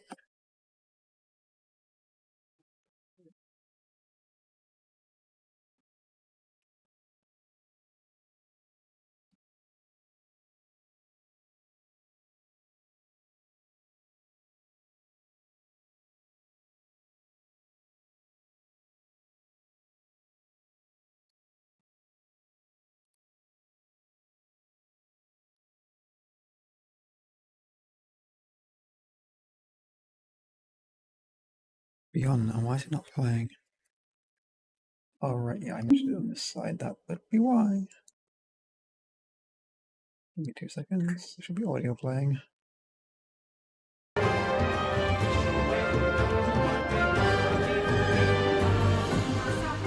Oh, okay, give me a minute. I'll be right back.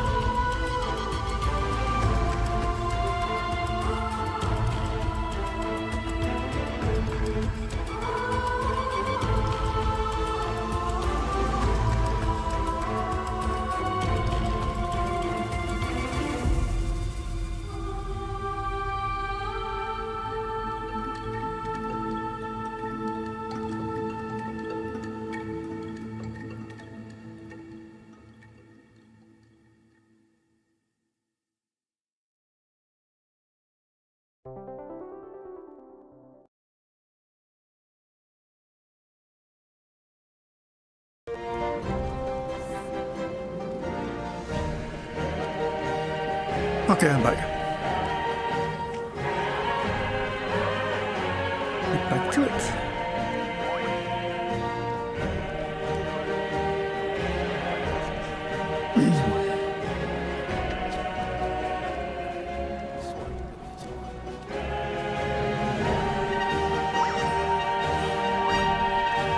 Okay. Let's change the station back. You never see the game will be good, bro. Good start. You can see, but I couldn't. Okay, where are we going? The inn. This one, then this one. Oh, that's actually good timing, isn't it?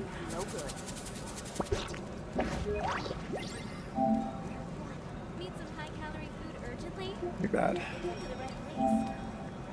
Getting close to the... Probably not able to keep recording on the PlayStation. Don't worry, I always win anyway.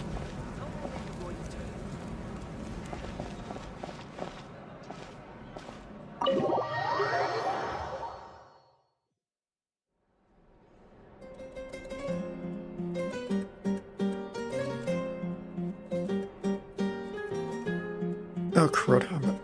It's so noisy outside. Pirates still half asleep. Well, guess we should see what's going on. That's good. The TV just turned its sun off. Damn sleep timer. What just happened there? That was weird, I guess it affected it.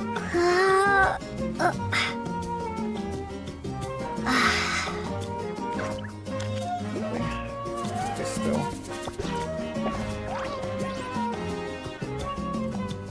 You. Disturb you. There we go. Should be good.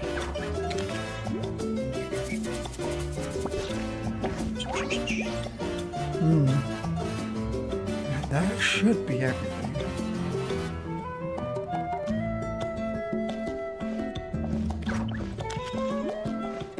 Go outside and have a look. We turn back around. Got no idea.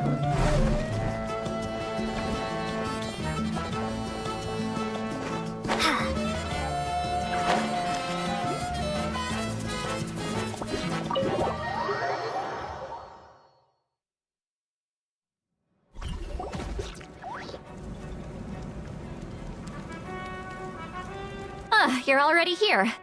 I was just about to come get you. Wow, you're up early. That's impressive, especially after all the drinking last night. Let's not bring up last night. I'm embarrassed about the whole thing. Makes sense.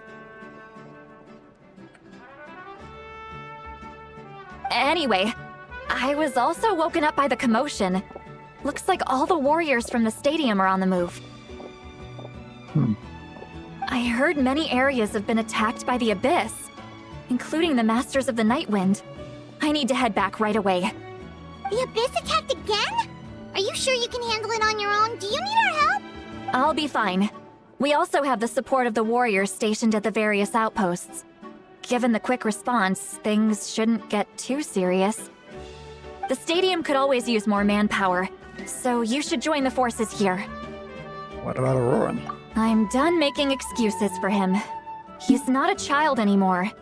He needs to take responsibility for his actions. Uh-oh, might be an echo. Let me just sort this out. Look, I just noticed that. That would have been bad. That should be everything back to normal. I was the one who vouched for him, so I need to report back to the Speaker's chamber. I'll accept however they choose to handle the situation, but I should be able to convince them to let me go back to my tribe first to deal with the attack.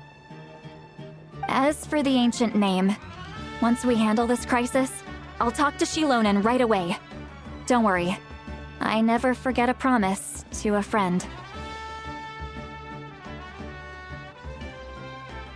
Be careful.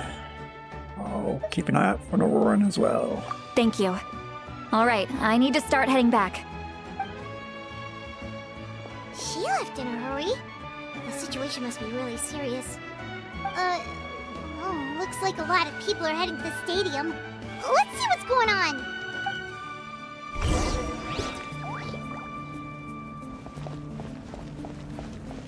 The stadium, huh? No, not there.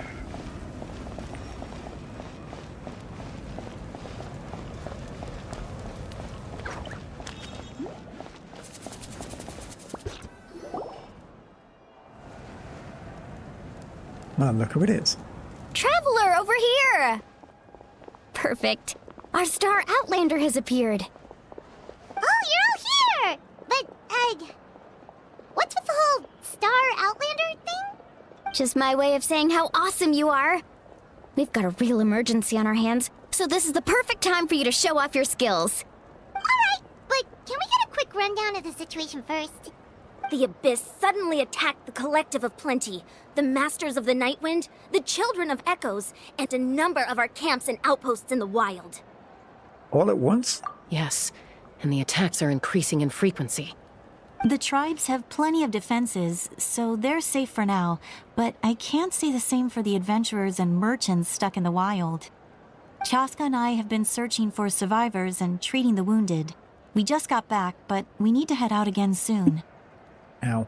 I plan on heading back to the Collective of Plenty, just in case my tribe needs me. What about you, Mualani? Where are you gonna go? I mean, that's obvious. I'll go help the Children of Echoes. They're the closest, so I can start fighting right away. What about you guys? We could go together. I need to talk to the Power Archon first. I've learned a few things about from the captain. Yeah, that does sound important. No worries. Just leave the Children of Echoes to us. Who knows? Maybe yours truly will have the Abyss on the run by the time you're finished.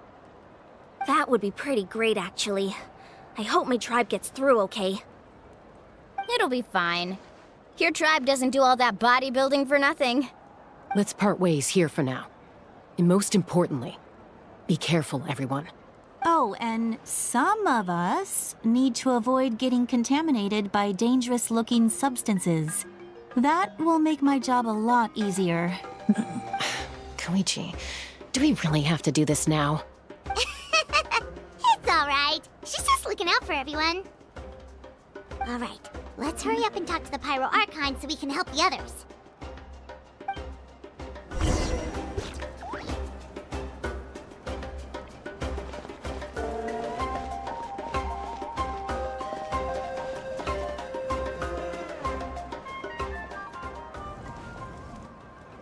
Oh, it's you two. As you can see, things are not looking good right now. People across Natlin are in danger. Look, I'm very interested in your recent adventures, but this is not a good time. So we'll have to keep our conversation short. That's alright, we're also in a hurry. We're gonna go help the Children of Echoes after this. We met the captain. What? Tell me, Rika, about your brief meeting with Captain Auroran. So he thinks my plan is too risky. He thinks I'm being stubborn. Well, is it true? Can the Gnosis do what he said? I shouldn't underestimate the Fatui's ability to gather intelligence.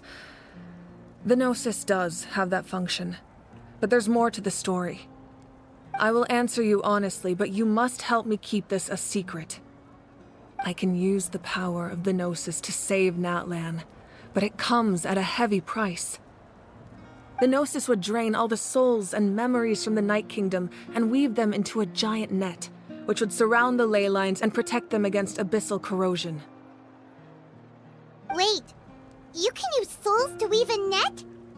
But does that mean... Yes. It means sacrificing those souls in the process.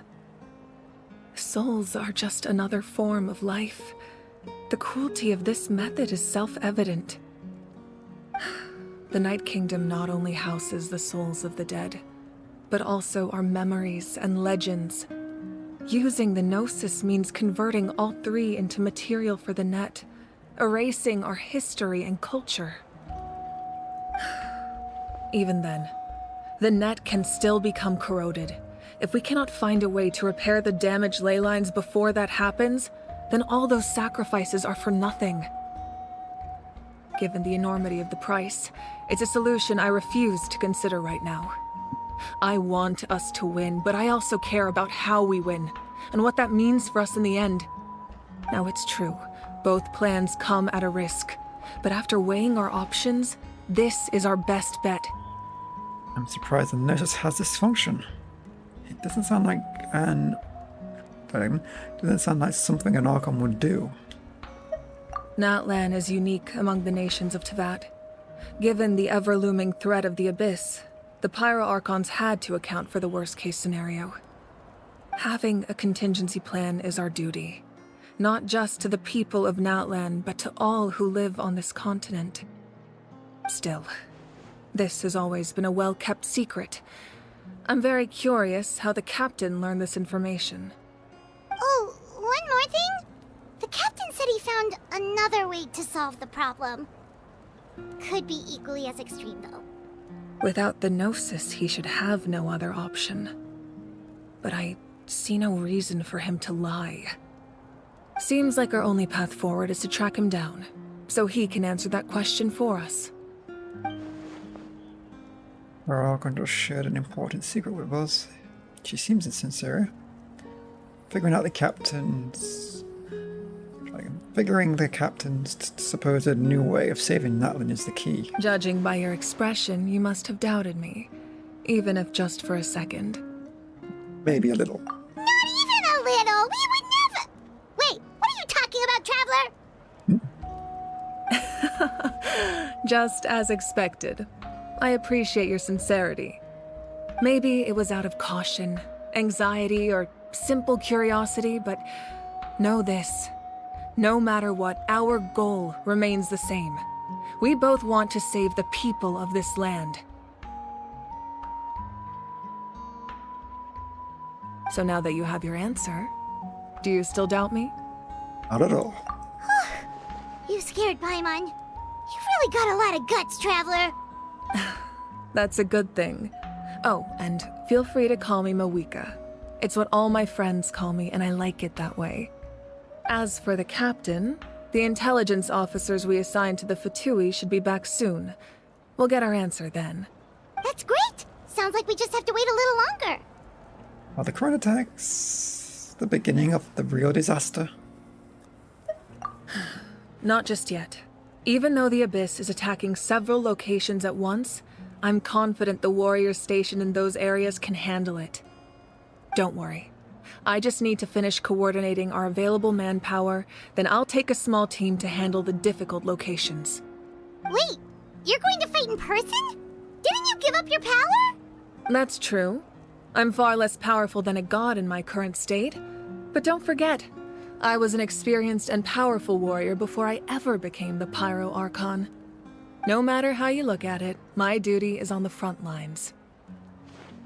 I'm sure you're an inspiration to all your warriors. Sure you're not shooting yourself too thin? I just think there's strength in numbers. If the people feel emboldened, that's just a bonus. Anyway, even if we respond to these threats in time, it's not a permanent solution in the long run. I've considered moving my people to other nations, but given their close connection to the Night Kingdom, a forced evacuation would have devastating consequences. I've told the chiefs of each tribe to strengthen their defenses and advise people against leaving their settlements. Now, I just need to find the right time to disclose the true nature of the crisis to the people of Natlan. Paimon's a little worried about how people will react. I think a lot of people would join the fight. Yes, but that won't be the only response. In any case, that's for me to worry about.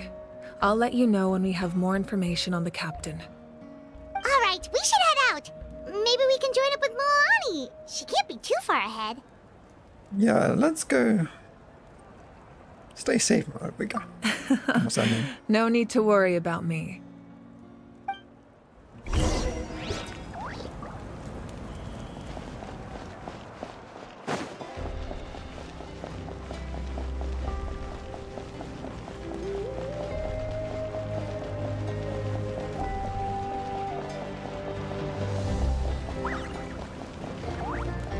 going to be fighting, I should probably switch the traveler out.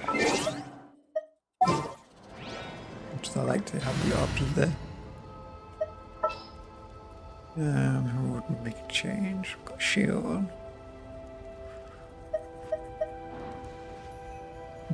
Yeah, Let's go.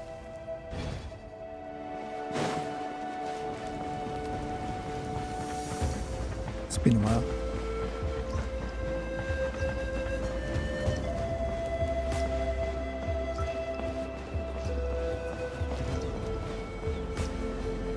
What time are we on? Still good.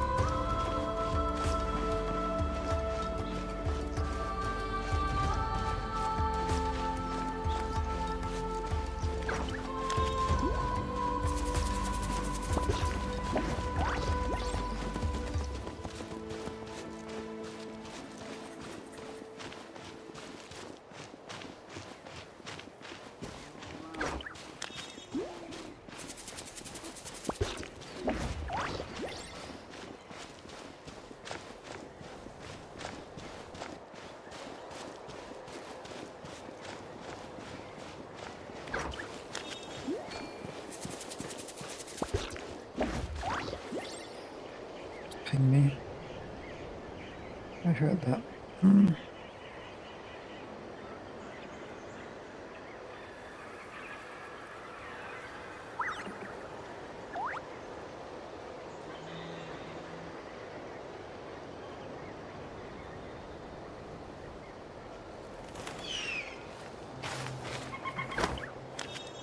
See.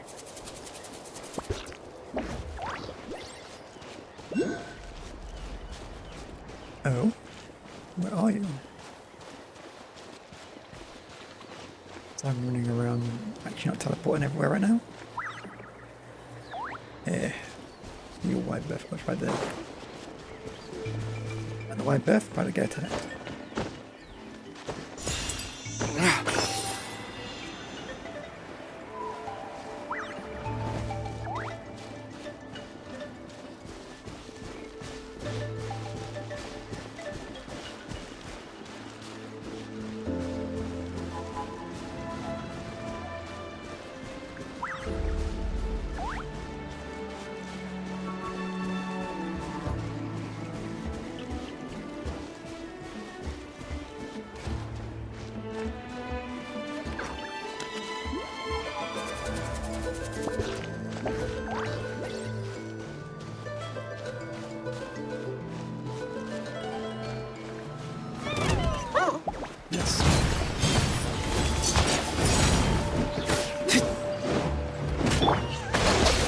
Access denied.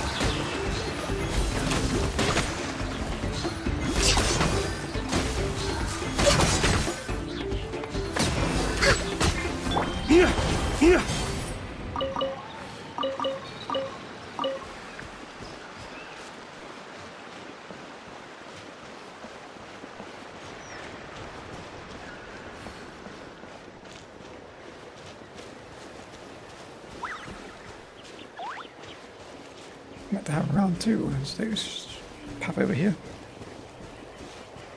And by path I mean walk across the grass.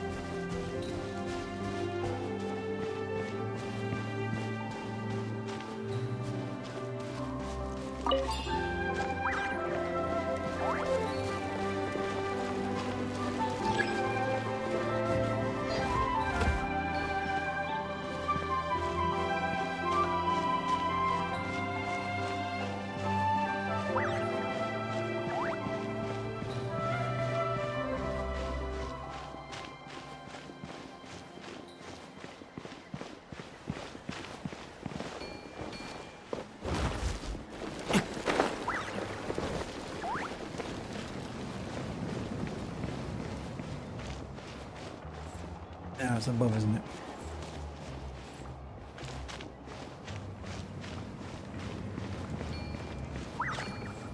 Yeah, you know what? I'm gonna bother him.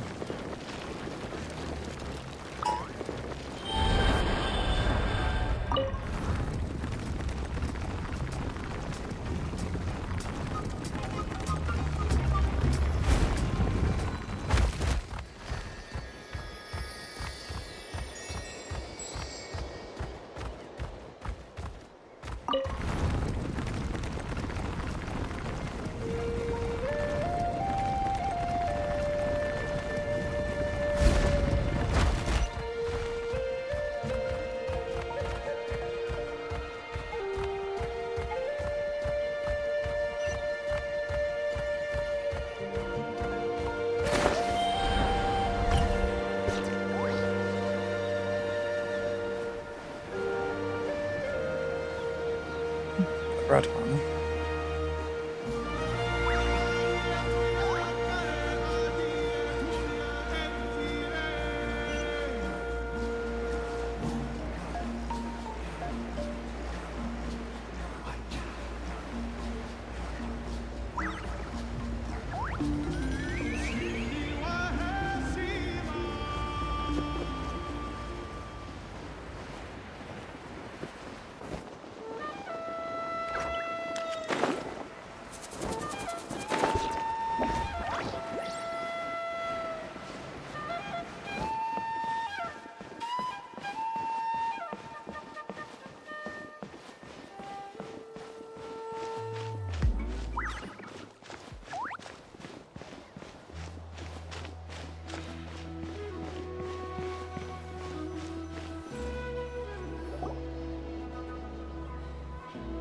Ah. Quick, over here! To safety! Kachina, how many people do you have left? They've all made it out. It's the Traveler and Paimon! They're here! What's the situation? There's a trapped caravan that needs our help. We need to rescue them as soon as possible. We'll go together. I'm coming too.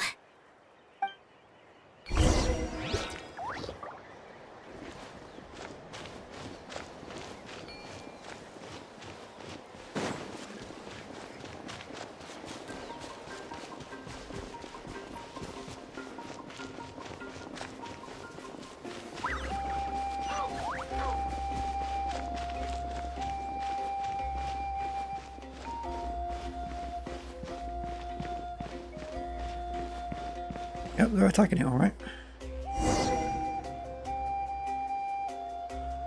Stay safe. We've got this. Interesting team.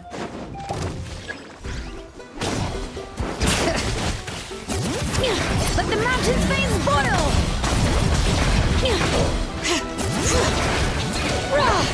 Get back!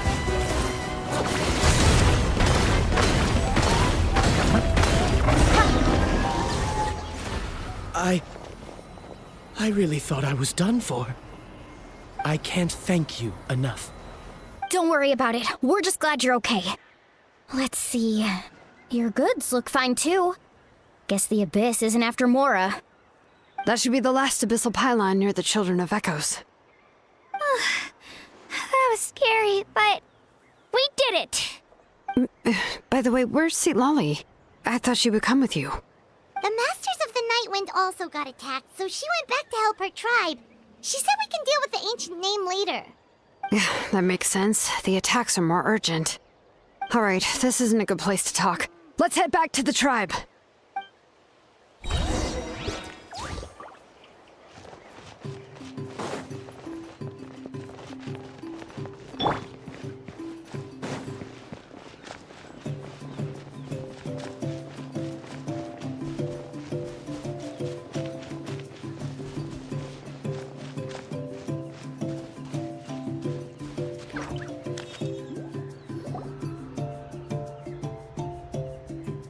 Looks like a few people were hurt after all. Oh, I should have got here sooner. The Abyss threw a lot at us at once. I rushed out as soon as I heard the alarm, and there were already so many monsters. Before long, Kachina brought over a whole group of warriors, and just like that, we destroyed several pylons as a team. I wasn't in charge or anything. We just happened to be together. Still, I think this proves that camping in the wild was a great idea. That's how we were able to respond so fast. Sleeping on the wet grass was pretty uncomfortable, but it was worth it. I don't mean to be negative, but the situation is not looking good. You mean the situation in the Night Kingdom, right? Yeah, I feel the same way. We've managed to keep it a secret all this time, but more and more people are realizing something's wrong. It's impossible not to feel anxious when things are getting worse by the second, and all we can do is wait. And we still don't know when the final 2 heroes are going to appear. That just means we need to buy the Pyro Archon more time. Keep pushing, everyone. Every battle is worth something. You really are an eternal optimist, Mualani. You always find a way to cheer people up. Why, thank you. I guess it's one of my better qualities. I learned a few things you should know. Share the captain's intel. So, specifics aside, the Pyro Archon confirmed the Gnosis can resolve the crisis, but it comes at a huge price. And somehow the captain finds out about it, goes to fight the Pyro Archon, and calls her out for having a solution but refusing to use it.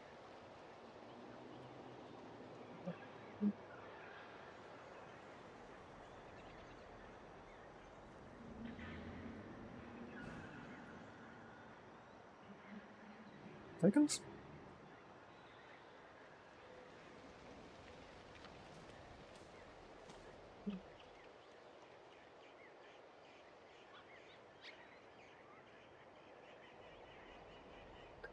Second.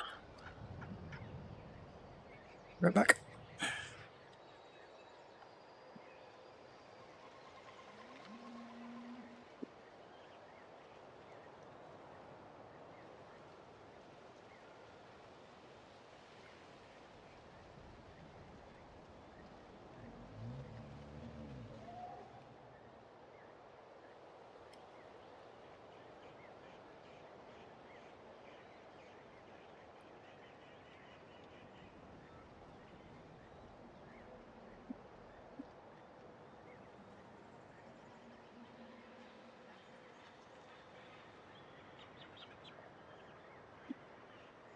Getting up here.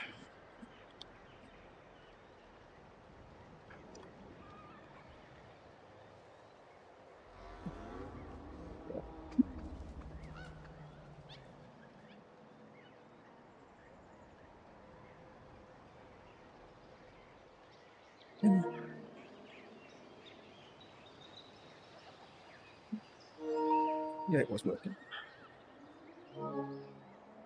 Have a symbol above. Right then, where was I? Honestly, if he has the same information as us, I can't really blame him. It's probably because our plan is so risky. We don't even know if the 6 heroes will reunite in time. We talked to Malika before we left the stadium. According to her, the cost of the captain's plan is too high. And, well, it makes sense. If that was truly the better choice, she would have picked it. Yeah, I trust the Pyro Archon. When I was upset about Kachina's disappearance, she was really sincere and patient with me. Plus, she burned down all those precious mementos for Kachina. She's already proven how much she values even a single person's life. When it comes to Natlan's survival, there's no way she would hold back. I agree. Maybe the captain weighed the costs and came to his own conclusion, but I'm sure we have different priorities. Life is important, but so are history and memory. I'm on Mavika's side as too. As the Archon, she can't tell us everything, but it seemed like she wasn't holding anything back this time. The next question is, if the captain found a new way to save Natlan, how come the Pyro Archon has never heard of it? Yeah, and isn't he from Snezhnaya? Why would the Fatui want to save Natlan? This is all super confusing. we still don't have enough information. Once we figure out what the Fatui are doing, we'll have our answer. Let's head back then. Moika said her intelligence officers should return soon. With how many Fatui there are, someone's bound to give something away. Sounds good. I have a few theories of my own. With a bit more information, we just might get to the bottom of the whole thing. Wanna join our garrison, Mililani? I was just about to ask. Count me in. If I was just a bit faster, we could have prevented a few people from getting hurt. People who could help us in the next battle. It's all a chain reaction. Then you should go register right away. It shouldn't take long. Everyone's looking for people. Register? Nah. I'll just follow you around. You know, go where you go, do what you do. Okay, but then you have to follow my orders. You got it. I just don't want to make the trip back. It's so far. All right. See you all later. Let's get together and celebrate once this is over. Oh, you betcha!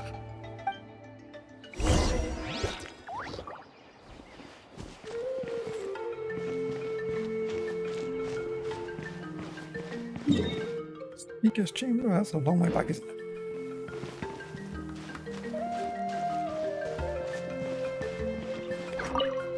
Thanks for the help, everyone.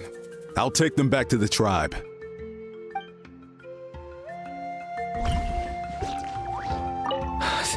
Thank goodness Shilonen showed up. That was a close one. You can say that again. I can't believe this happened.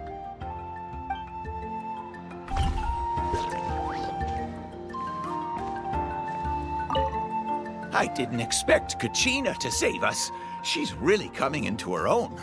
Of course. I mean, she already won the pilgrimage. Making Mora isn't easy. None of the other guys who run this route mentioned anything like this.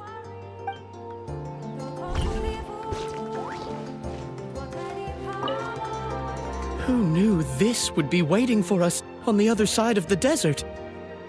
Right? Just when I thought this was going to be an uneventful trip.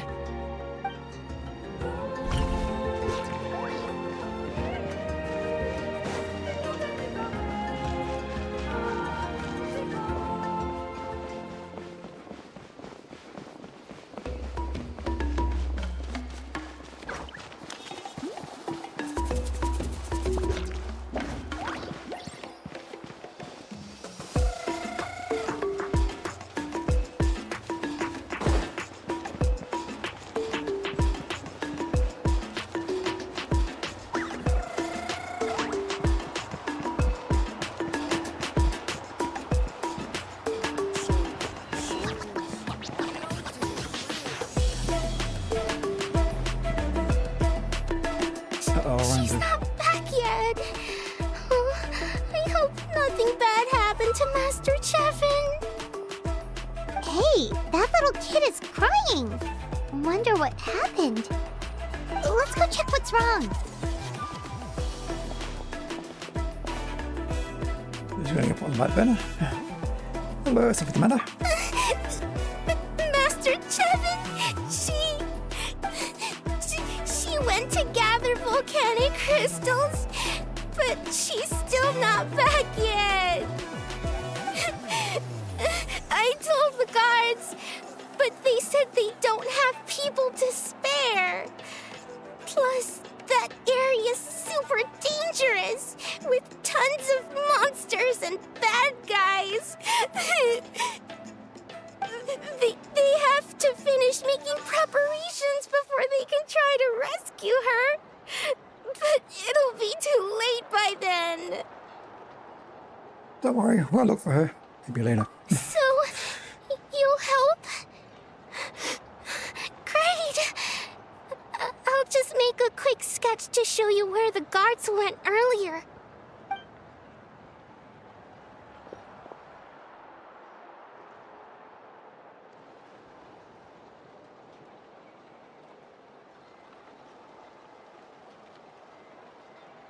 They said Master Cheffin might have stopped around here. She might have been forced to go near the shadow pen. If that's the case, then... Oh. Please, you have to save her!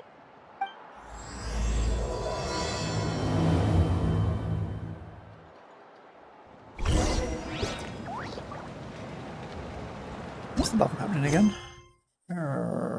It is on focus mode, so surprising to load that up.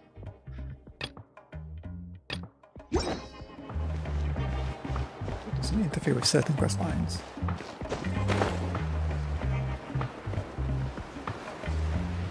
After this mission, I guess. Got time. Still got a bit of time left. Time only on a couple of hours. Hopefully get this done and then move on to the next one tomorrow. Get that big guy. That's what I'm doing just now. Ah, just on that.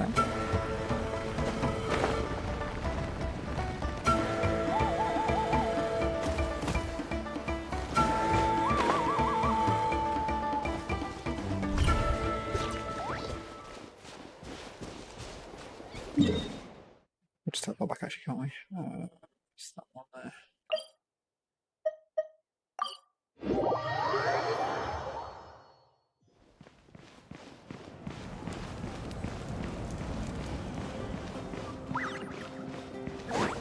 Oops.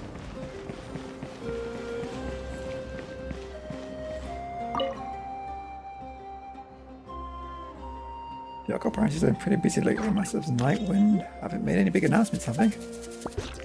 And there's a man.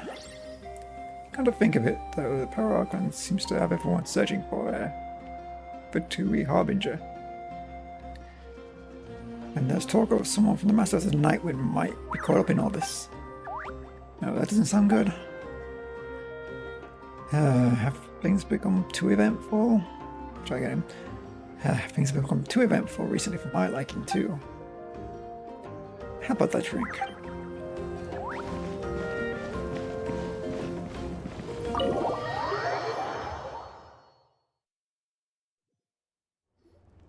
Moika! Oh, Chaska and Koichi are here!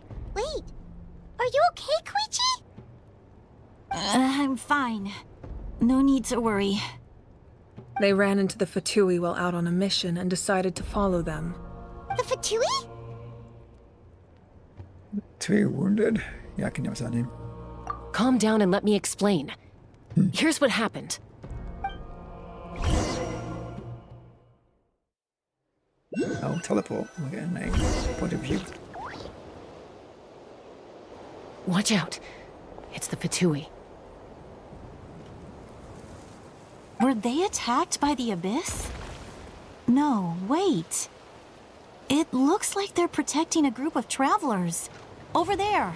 Do you see? You're right. That's a traveling group from Natlan. Could they be trading for something? Let's keep observing for now. We're glad you're okay. Given the appearance of abyss monsters all over Natlan, you should cancel your journey and seek shelter at the stadium or one of the tribes. Thank you so much. I wish there was something we could give you. We don't expect anything in return. We were out on a mission and saw you being attacked. It was our decision to help. If you truly wish to repay the favor, you can keep this a secret. If anyone asks, just say you were saved by warriors from Natlan. Oh, okay. We can do that. But... We're not asking you to cover up our activities. We haven't done anything illegal. Our captain simply wishes to remain undisturbed. Nonetheless, the decision remains yours. If we wanted to keep you quiet, we would have employed a harsher method. Got it. We'll get going now. Did you hear that? They mentioned a captain. Isn't that who the Pyro Archon is looking for? Exactly. We could be onto something big. Still, there was no trade. They were just helping people in need. I didn't sense an ulterior motive. I didn't believe the captain when he said he wanted to save Natlan. But based on what we just saw, It's possible he was telling the truth. Maybe we've been wrong about the Fatui this whole time. It's too early to say. Let's follow them and see what's really going on.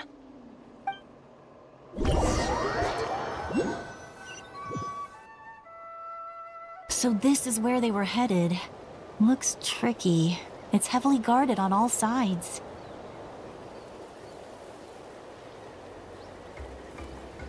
Koichi, wait for me here. I'll go in and check it out. Oh, no you don't. How are you planning to get through all the guards? Look, I can use this terrain to my advantage. With our tribe's special way of getting around, I doubt they'll see me coming. We still can't see anything on the inside. What if you can't find cover? You won't have anyone to watch your back if you go in alone.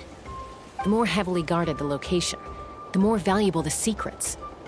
Even if the captain isn't here, we can still figure out what the Fatui are planning. That intel is worth the risk. Fine. You're not gonna listen to me anyway, so let me come with you. That's even more risky. You've been running around saving people for days. You're already at your limit. I'm confident I can protect myself.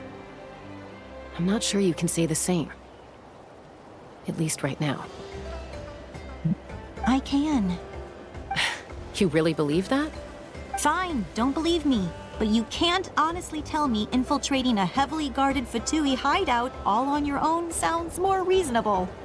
You know, growing up, even if I insisted on doing something, it never gave you any trouble.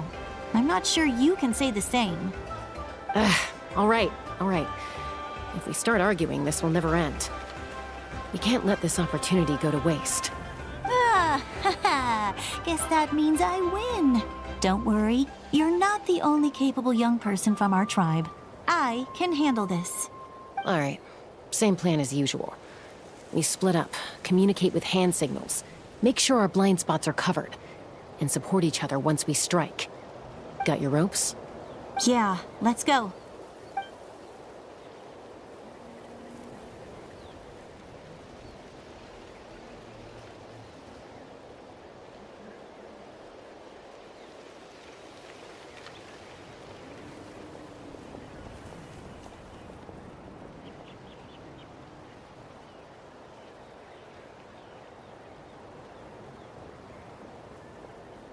The Fatui have eyes all over this place. I should wait for Koichi's signal.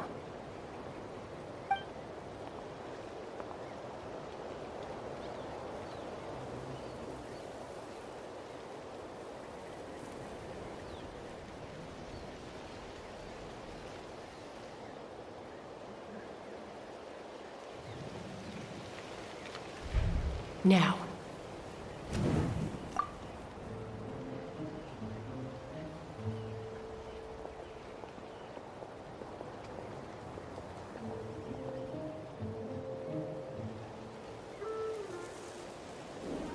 Not sure how many chances I'm gonna get. I need to act.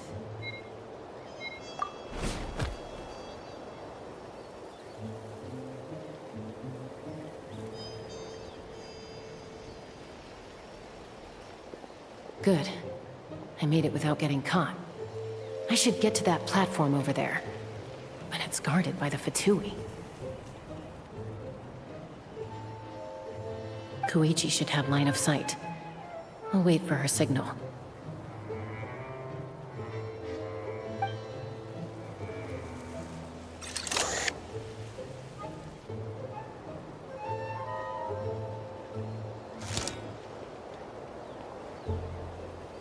That's it.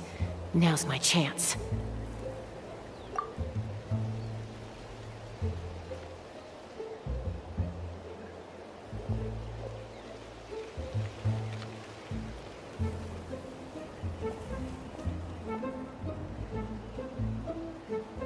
It's no use staying in one place.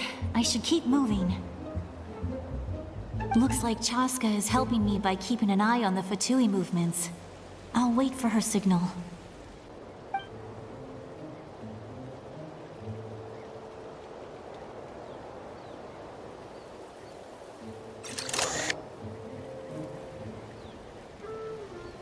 Time to move.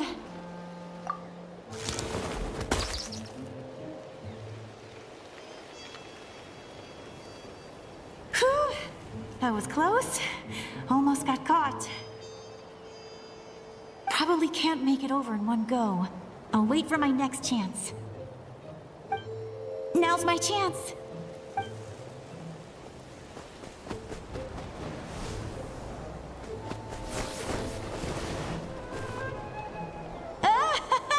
I made it!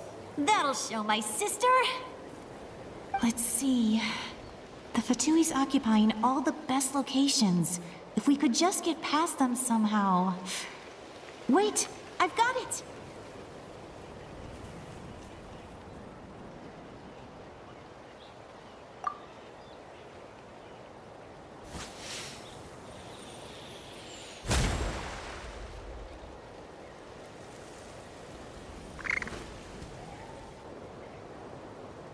Huh?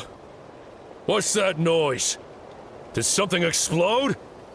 Oh! It stings! What the heck is that? What do you think you're doing? I could ask you the same thing! Good, they're arguing. Looks like they just needed an excuse. They've probably had enough of this job already. The people on the hill over there left to help their comrades. This is our chance.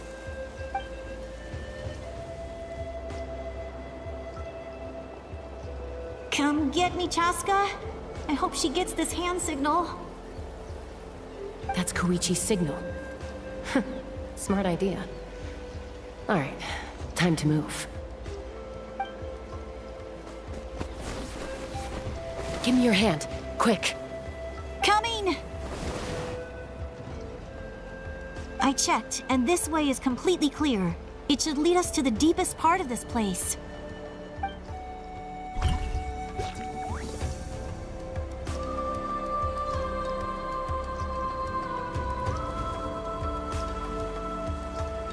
Well, I was pretty helpful, right? You know, everyone usually jumps at the chance to work with me.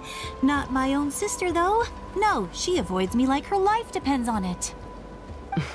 I was wrong, Koichi. You've done well. Wait, you're just gonna admit it? Now I look like the mean one. Let's focus on the task at hand. We're in the heart of enemy territory. The more time we waste, the more dangerous this becomes. All right. If you're not gonna take the bait, then I'll drop it. Looks like the Fatui are here to dig something up. I'm surprised they mobilized this many people. I doubt it's because they're interested in our culture and history. It seems like they're looking for a dragon relic called the Source Mechanism. The device is ancient. Barely any information survives to this day. And even people from Natland don't know how to use it. Why would this be the Fatui's target? Not bad. Looks like it's in good shape. This should be what our Lord's looking for. Took us long enough. Come on, let's get this thing back. Back? Back where? Should we keep following? You really want to keep going? Of course. We make a good team, don't you think? No reason to stop now. What was that sound? Uh-oh. We've been spotted. Time to go. Falling rock incoming! Watch out for your gadget! What? You'll regret that! After them!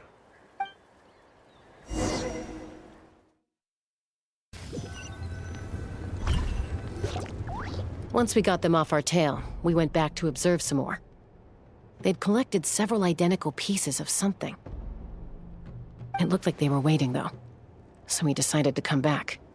So, Koichi got injured trying to get them off your tail?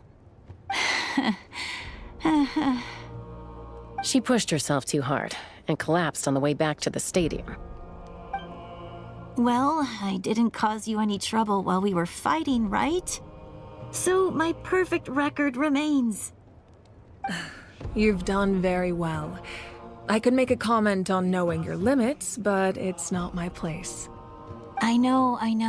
I'm already reflecting on my actions. So, our current intel suggests the Fatui is after the source mechanism. The device is a complete mystery, even to us. What does the captain want with it? I have no idea. But it's safe to assume the device could serve a similar purpose to the Gnosis. Shilonen, I need you to gather every scholar in Natlan familiar with the secret source. Yeah, I'll get right on it. Thank you both for your hard work. Koichi, it's time for you to get some rest. Oh, and there are gifts from your patients waiting at the speaker's chamber. I've prepared a small gift of my own as a token of gratitude. I'll send it to your home along with the others. My patients. That's so nice of them. Guess that means I'm doing something right. You don't need to give us anything, Archon. We were just doing our duty for Natlan. I should take Koichi home now. Well, if Koichi doesn't want her favorite Saurus crackers, then... I accept. Thank you, Archon. What am I gonna do with you?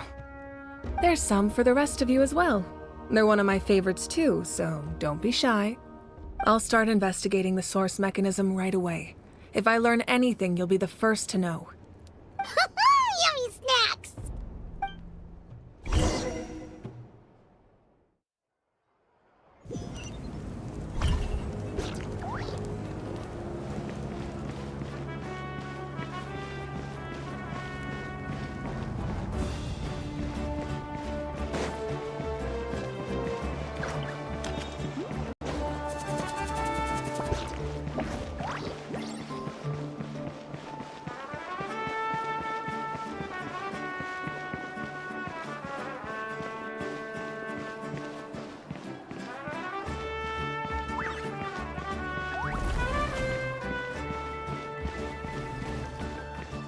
Is he taking the scenic route?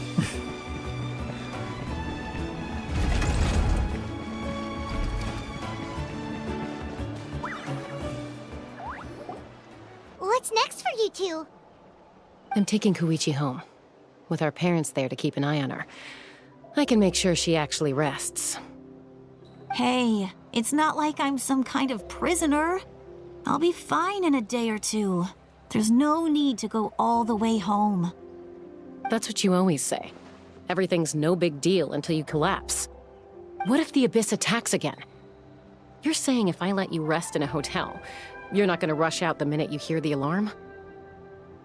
I won't. Triple promise I won't. Mm-hmm. Fine. On the off chance something like that were to happen, I might. But I'm a doctor. I have a duty to help people in need, no matter how hard or tiring the work gets. We need you. So you need to look after yourself too. I guess you're right. But I don't have to like it. This reminds Paimon of when we first met. Except you were the one trying to stop Chaska from doing something dangerous. I'd do the same for anyone trying to put their life in danger. As a doctor, I don't want people to get hurt because of a rash decision. Then try to see things from my perspective. You clearly want to protect your patients. So can't you understand why your own sister would feel the same way about you? The two of you are the same, you know? I disagree. I understand the risks and costs of my decisions. Who wants to be like her?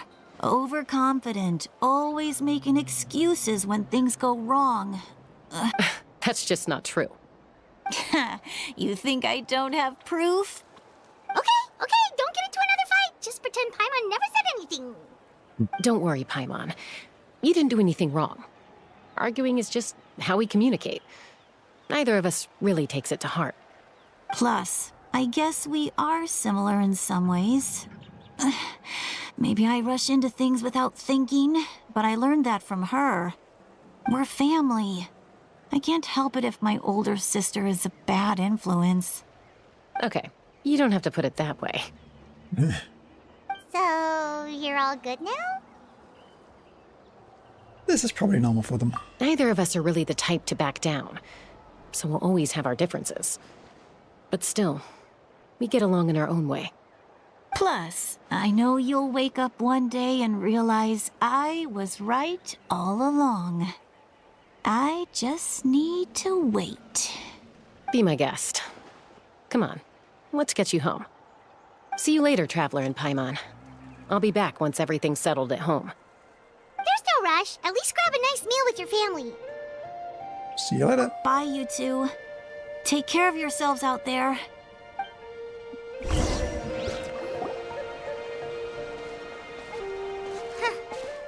two will probably make up for real at some point, right? Well, we've learned a lot. Let's go over everything that we know so far. You and Paimon try to analyze the captain's goal. Footsteps. See Lottie? Ahem. Sorry for popping up out of nowhere. Again. Why do you look so awkward? Oh, is there something you need from us? Okay, I won't beat around the bush. Oh, and I'm sorry for interrupting your rest. I'll treat you to some charcoal grilled steak to make up for it. Awesome! Just give us your orders! Hey, friends don't order each other around. I'm just here to share some news. Remember what we talked about before parting ways? Oh yeah, you mentioned how Auroron has always wanted to save Natlan, and something about his soul being fragmented. Paimon and the Traveler discussed it after you left, and we think Auroron is probably back with the captain. What do you think? I agree with your hypothesis. And just now, I confirmed it myself. Auroron came back. He helped the Masters of the Nightwind defend our camp.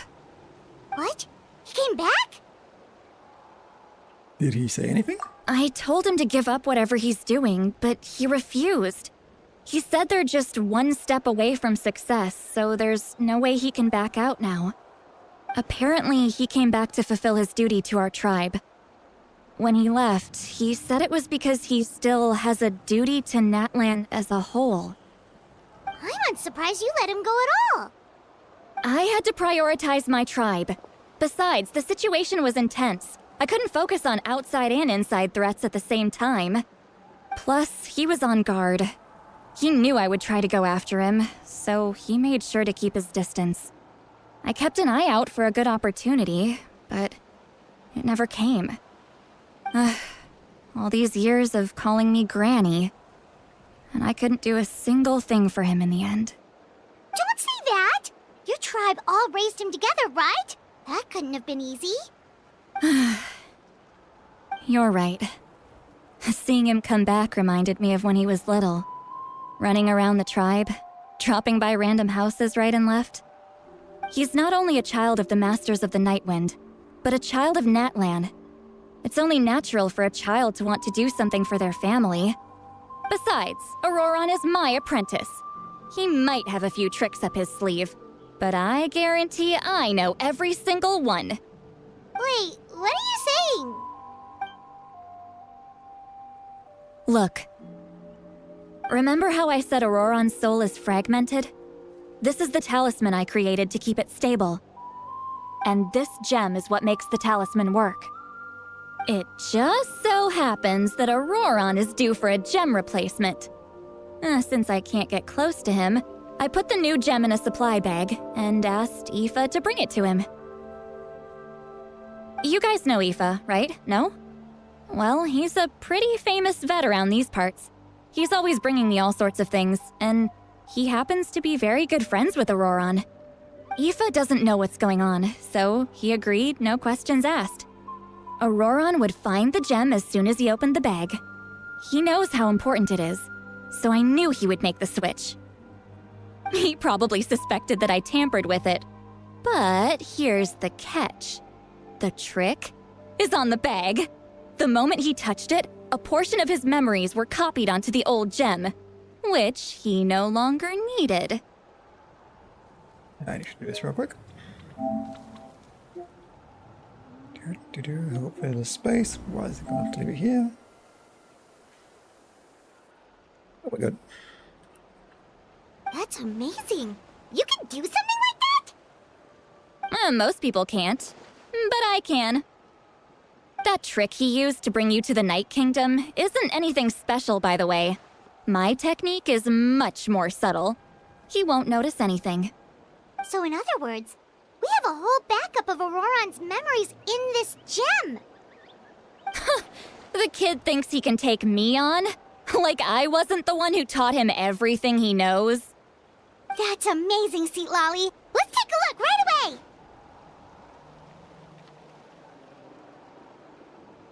Once we get to the bottom of this, we can finally track him down.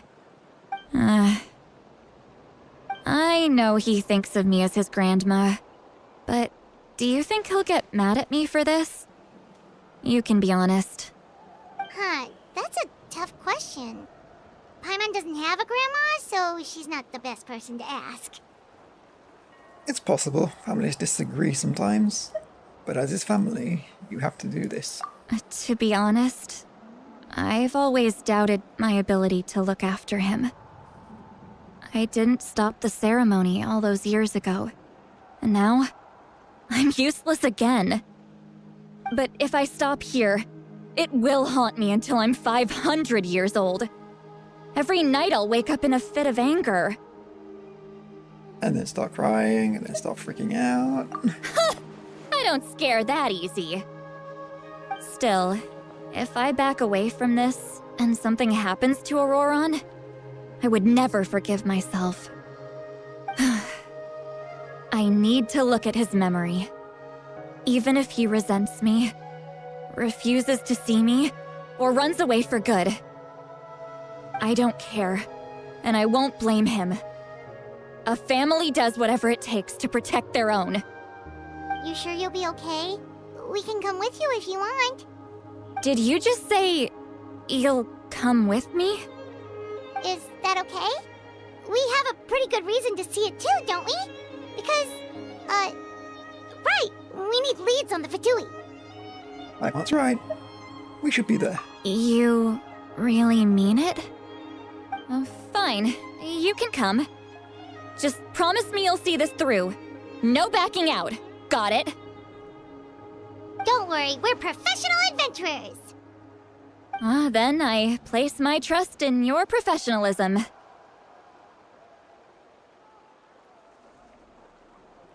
All right, time to sneak into someone else's memory and engage in some, unwanted spying. You heard it here first. I wouldn't be doing this if I had any other choice. Are you ready? I'm ready.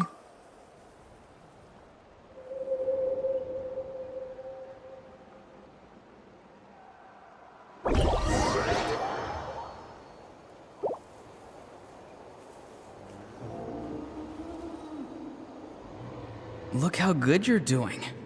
You'll grow into nice big radishes in the future. And you? Aoife says you're taking up too much space, but I think you're a good tree. What do you think? Hey! How's it going, Auroron? Good. How are you, Uncle Okanbi? Can't complain. What you up to? Naming your vegetables again? No, just some idle conversation. Sounds fascinating. What did they say? They told me you were coming and that you would take some produce with you.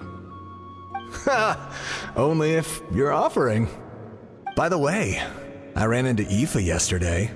He told me Chaska's fostering a saurian at his place. Said the thing trampled over a part of your radish garden. I hope you two didn't get into a huge fight. No, don't worry. I'll find a way for him to make it up to me. I've already wrapped your share of the produce. Here you go. You really knew I was coming. That's pretty amazing. Light up the smoke and you can see the path through the shadows. That's what everyone says. Hey, have you seen that strange group of people that just appeared out of nowhere? Appeared out of nowhere? I don't think so. It's the Fatui. Their leader seems like a big deal. He didn't bring many men with him, but they're all elite warriors. It seems like they're looking for someone, but I wouldn't go around asking too many questions. If you run into them, be careful.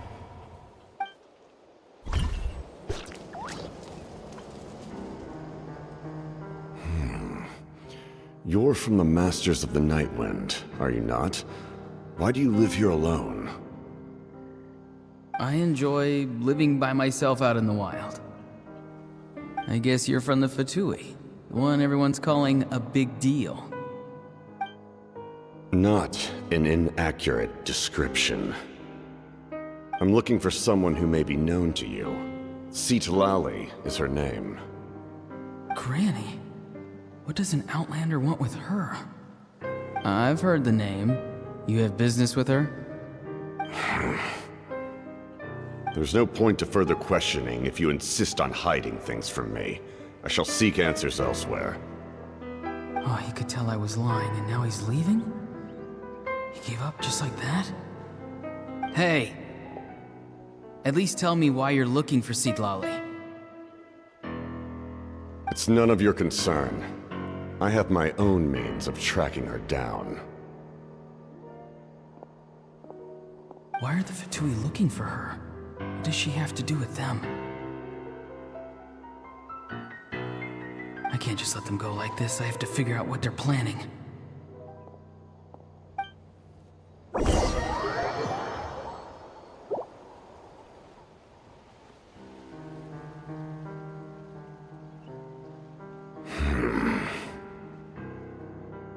I've just been studying the ley lines and asking for leads on Granny. I can definitely rule out some sort of invasion. The situation has seen no true improvement. The Pyro Archon did not fulfill her promise. My lord! Ignore him. He is no threat. He knows I'm following him, but he doesn't seem to care. He's strong, I can tell. But there's something unusual about him and also familiar in some way. I can't describe it.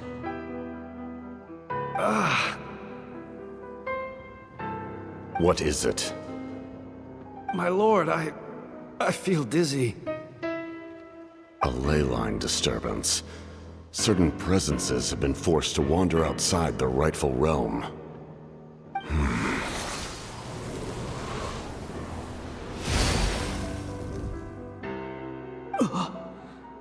That was a spell from the Masters of the Nightwind. How did he know that? Is he sending those escaped souls back into the ley lines? How did he do that so easily? Soulfaring is supposed to be extremely difficult. This could be related to why he's searching for Granny. I feel much better. Thank you, my lord. Think nothing of it. Stay vigilant, and continue to gather information. The Abyss could attack at any moment. If you notice any irregularities, assume drill formation and be prepared to fight. However, there's no reason to over-engage. Information is our first priority. Yes, sir. Why are the Fatui fighting against the Abyss? Do they really mean us no harm?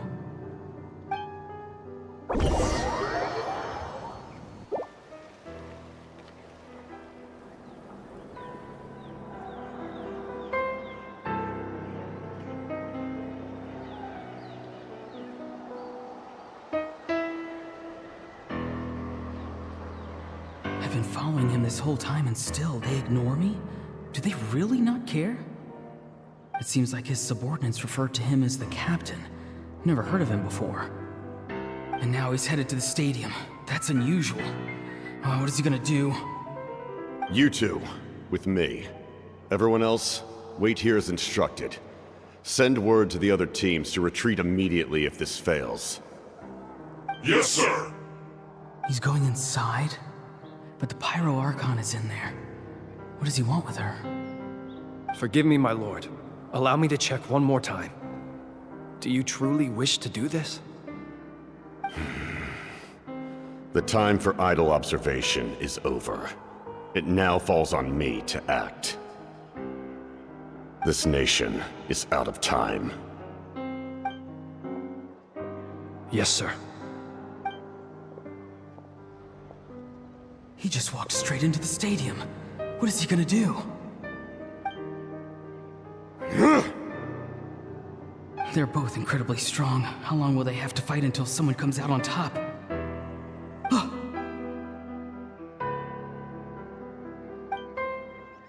Wait, this feeling. Just like the other day near the ley lines, it's faint, like a soul's trying to escape. Where is it coming from? Is that why he's looking for Granny? If he dies here, then all clues will be lost. I can't let that happen.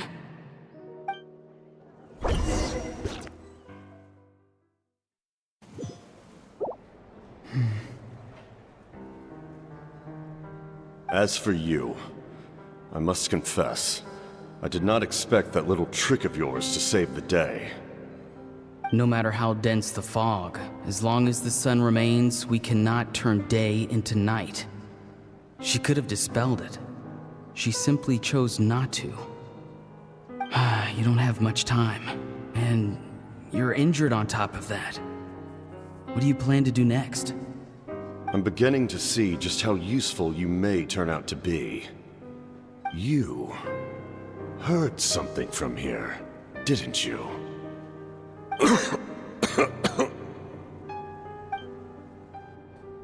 No need to force yourself. I've never seen anyone match the Pyro Archon in battle before. I didn't expect you to intervene at such a critical moment. You know I've been following you. Why didn't you stop me? When walking in the forest, it is only natural to encounter wild beasts. However, not every beast has the courage to come out and bite. And yet, one of those very beasts saved your life. Then speak. What do you want? I didn't save you because I wanted something. My soul is more perceptive than others. I can sense that the ley lines are extremely weak. I don't know what the Pyro Archon is planning. Can she really save us? The questions you asked her just now, well, I've had very similar doubts. So I felt like I had to help you. So, you can tell the truth. That was quite a reckless decision to make. I'm not sure you realize that. There's no turning back for me now. What I did back there is going to get me in a lot of trouble. You attacked the Pyro Archon in broad daylight, and I used my spell to save you. A single glance was likely all it took for her to recognize my tribe. So, we're in the same boat. Seem to care little for my thoughts on the matter. It's too late for that. Start from the beginning. Why are you looking for Citlali? Do you know her? Explain your relation to her first. I know you two are acquainted. It was obvious the moment I mentioned her name. Citlali is my elder and my teacher. She taught me everything I know. It's my duty to protect her. If you truly wish to protect her, you should have let me perish at the Pyro Archon's hand.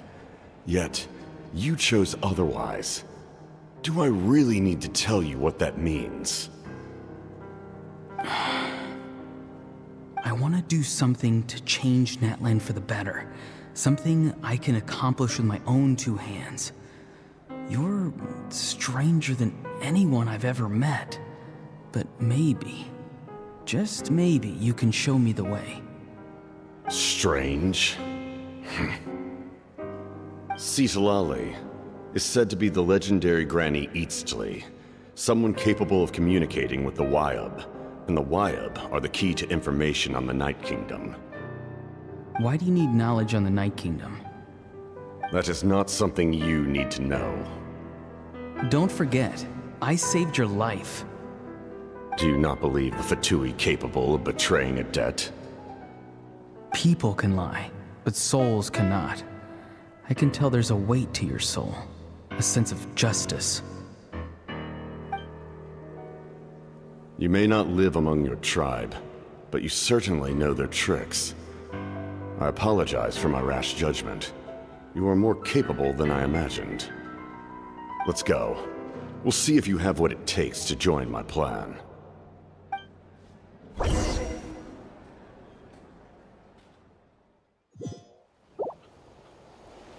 I see. Interesting approach. Worth trying, I think. Rather than weaving a net to protect the ley lines, this method would address the root problem by reconstructing the ley lines themselves.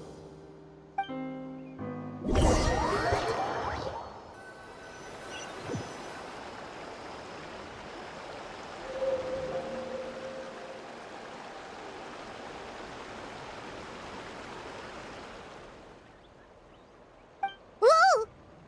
Traveler, Paimon. Are you two alright? Paimon's fine, just, a little dizzy. I'm fine. Are you okay, Sea Lolly?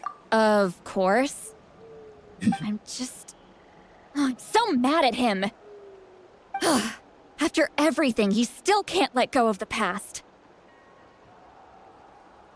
I can kind of understand how he feels. For some reason, he thinks he owes something to the people who cared for him.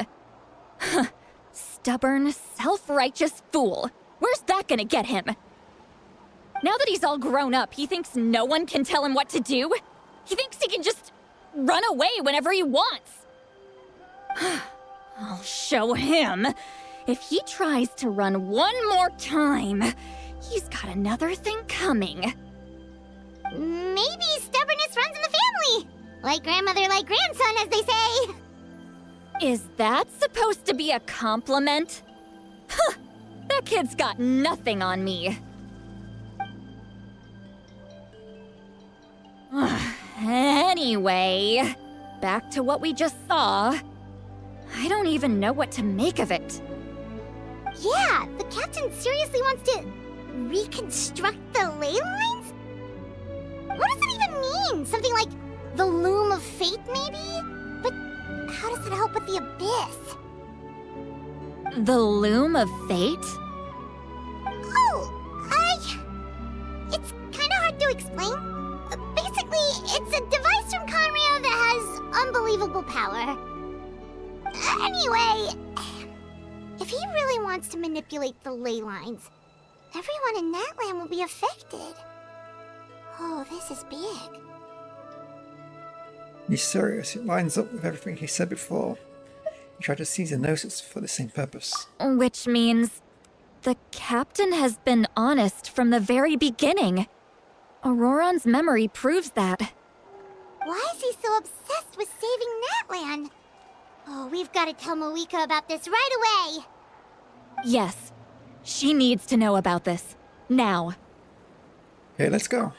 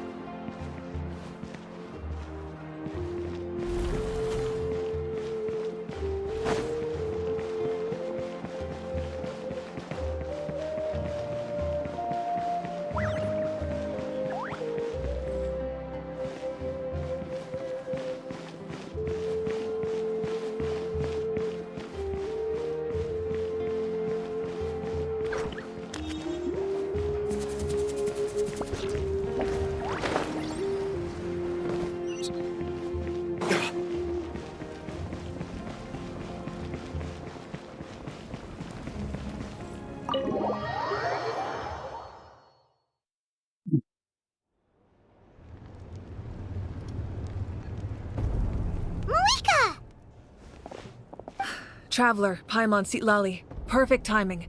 I've located the captain. Oh, really? That's great! We also just took a peek at Auroron's memories and discovered something huge!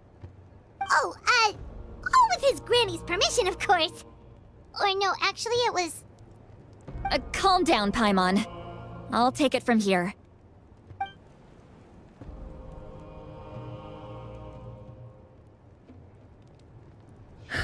So the captain was searching for the source mechanism to reconstruct the ley lines. If his plan is already in motion, that means he knows exactly how to accomplish his goal. We have to stop him. Is reconstructing the ley lines a bad thing? Yes. It's not a simple fix. It would mean sacrificing nearly everything contained within the current ley lines, very similar to the price of using a Gnosis. If he activates the mechanism, it's all over. We need to mobilize our forces as soon as possible. But what forces do we have? Kanich, Shilonen, you two, and myself. All other warriors are working to push back the Abyss on the front lines. But that's barely any people! Not to mention you lost your power, and they've got the captain on their side! Oh, maybe we really should get Citlali to break Auroran's legs. That won't help us with the captain, I'm afraid. In any case, the Masters of the Nightwind are in urgent need of manpower. Citlali, I was hoping you could head back and help defend the tribe. All right. I understand where I'm needed. I'll head out right away. Don't worry about your grandson. We'll figure something out for sure. I'll leave him to you all then. All right. Back to the matter at hand. I don't believe defeating the captain needs to be our ultimate goal. Let me grab Shilonen and Kanich, then I'll tell you my idea.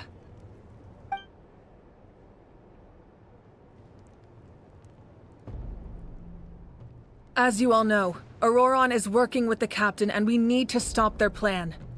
The captain is a formidable opponent, but that shouldn't deter us. In any case, a head-on confrontation isn't the best way to solve the issue. Their plan hinges entirely on a single element, the source mechanism. If we leverage our forces, we can destroy it, and then success is ours. We'll head out together. In the event that a confrontation becomes inevitable, I'll stall the captain while you advance.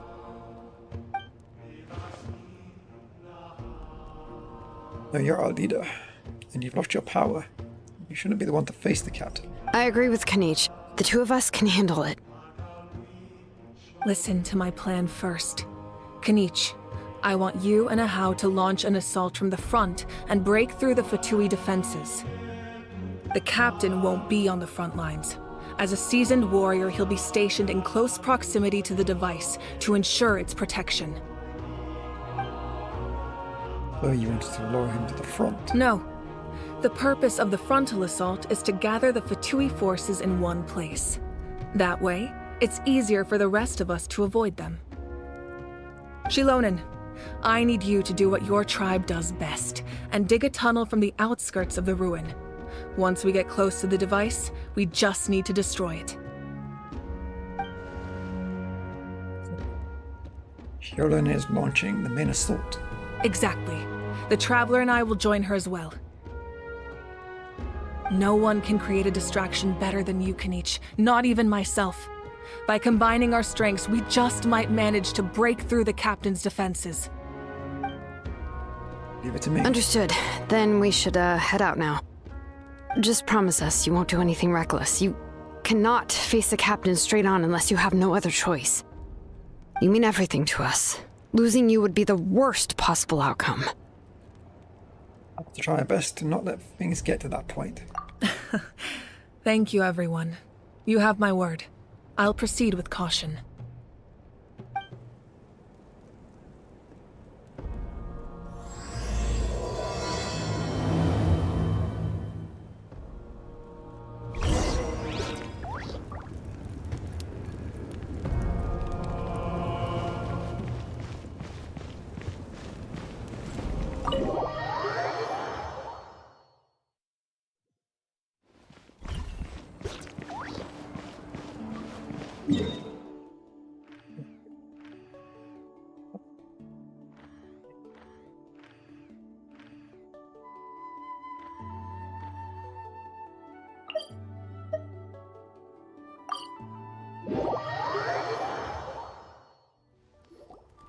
All right, this is the place.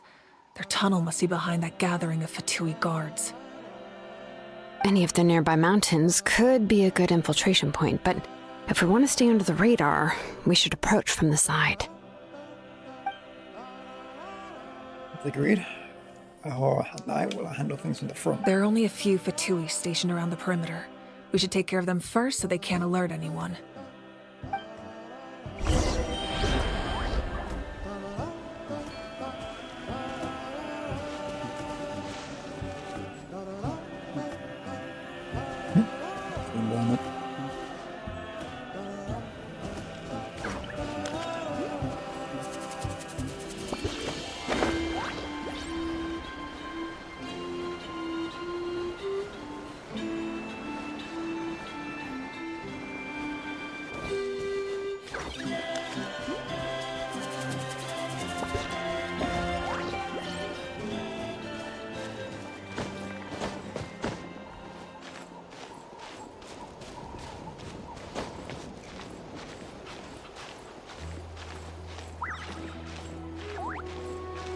Much bigger than I realized. I can stand on that.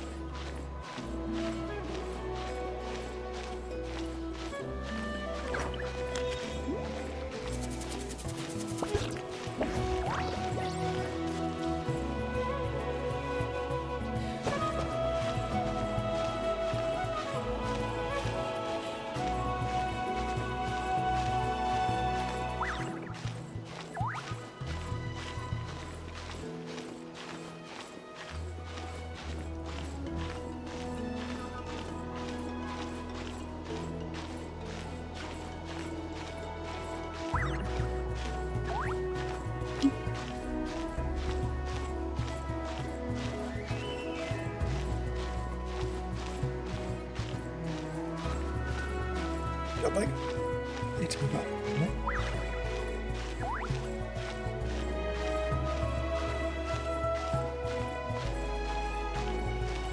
No? Great piece of needles too.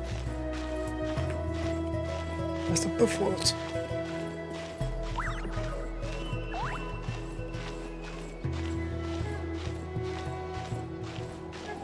Useless dog. Can't be good.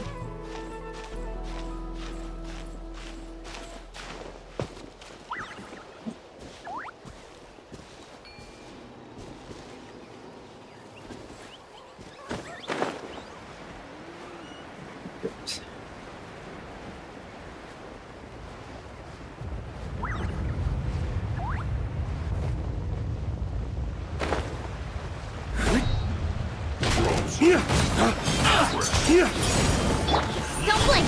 Hey! With sword comes shadow. Hold the line! Can't run! No touching! The shadow is the bow! Incoming!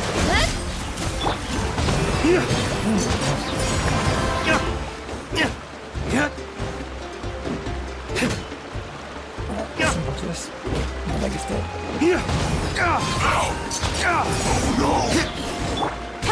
Speed of light! Hey! All right, that's done. Let's head to the foot of the mountain.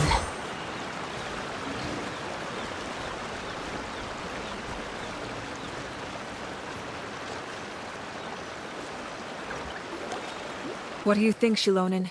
Is this a good spot? Yeah, looks good. We'll take it from here.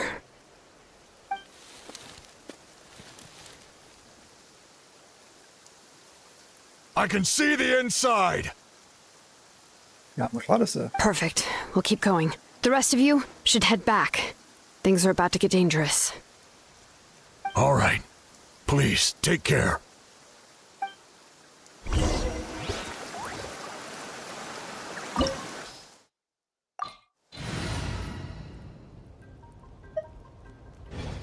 Really says no element for this one. Interesting.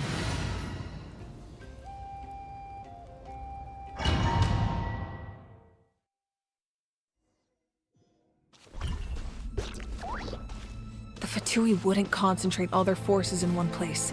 There's sure to be guards on the inside, so stay sharp. Oh, nice job smashing those rocks, Moika! You look super cool. Ah, that was some expert level rock clearing. Even by my tribe standards.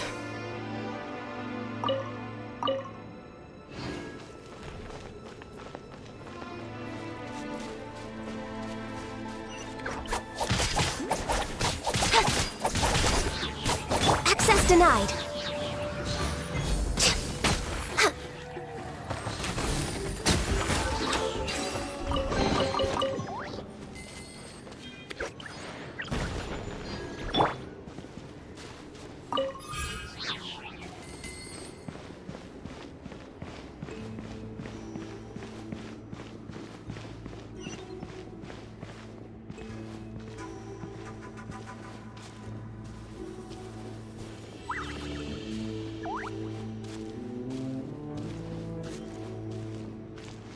That must be the Fatui tunnel over there. We should steer clear and approach from the side.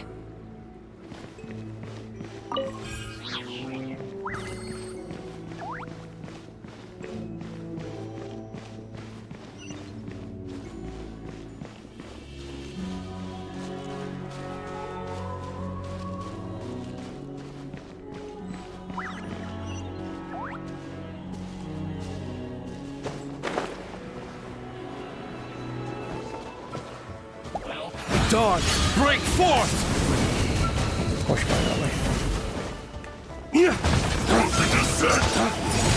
Don't be a killjoy! Allow me! Incoming! Ha! Nowhere to hide.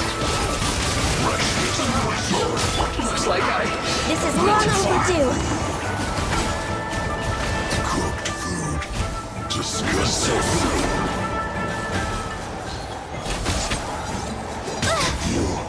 Can't run from death. Hold the line.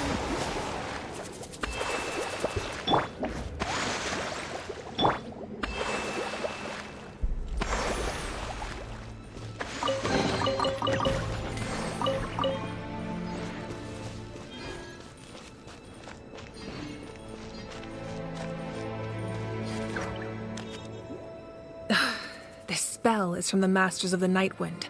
It's Auroron's doing. They're probably trying to buy time.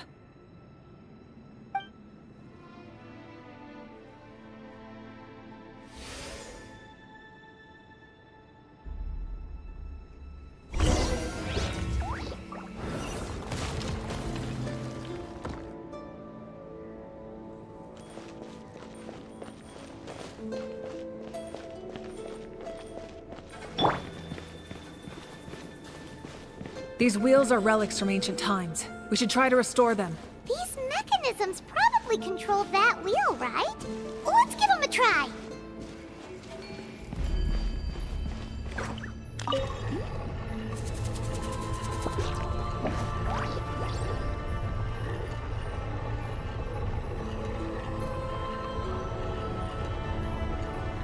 Where's the edge? What's in the book to go is the question.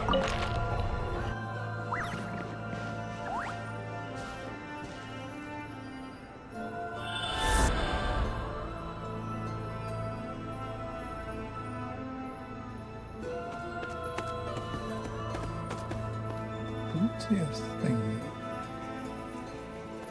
There.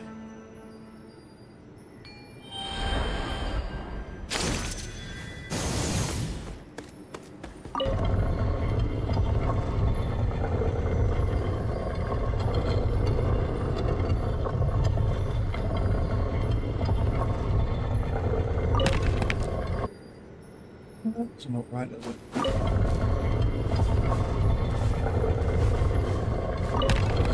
What on the other hand does? What are we facing the wrong way?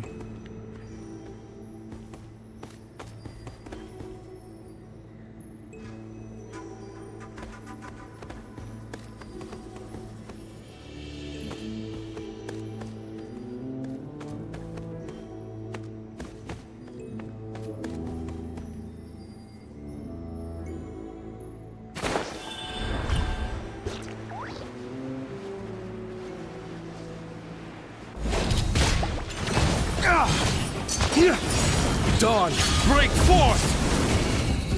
Born of ice and fire.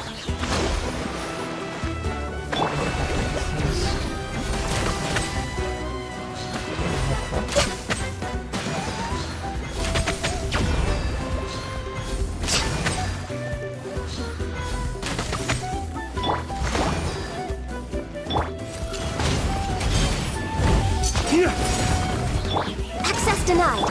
Rest and rebuild.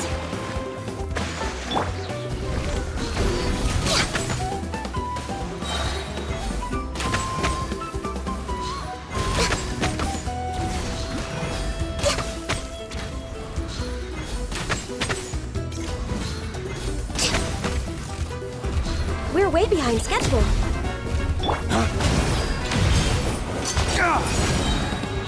Dawn, break forth!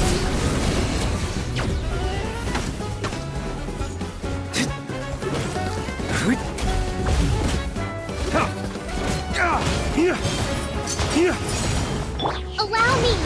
No touching.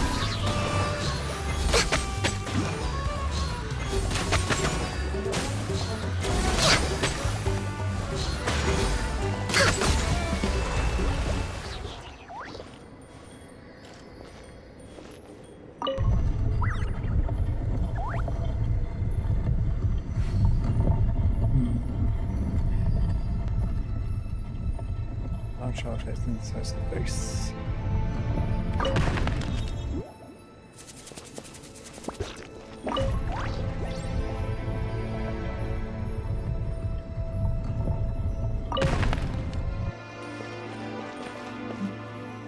The middle piece on this one.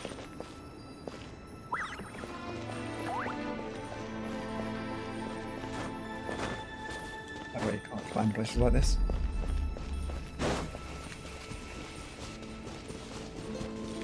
Let me get back over there now. Quick question.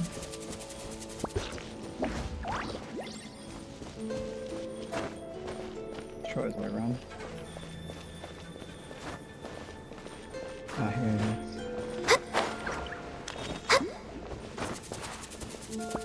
Let me. Healthy body, healthy mind. I see. Let me hit that way.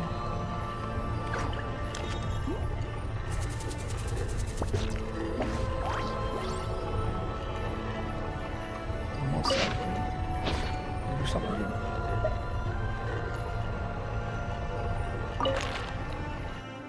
Where's the one that spins that one?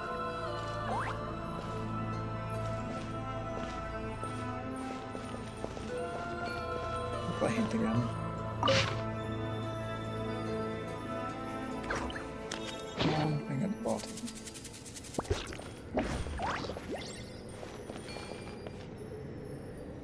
Should I could spin that one back?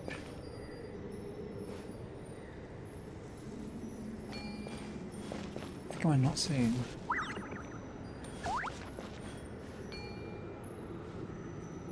Let's make this face the right way first.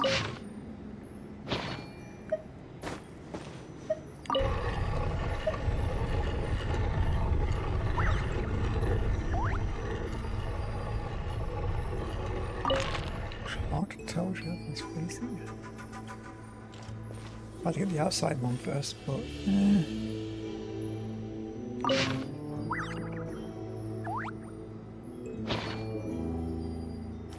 where is it? Come on. I think it was this guy again.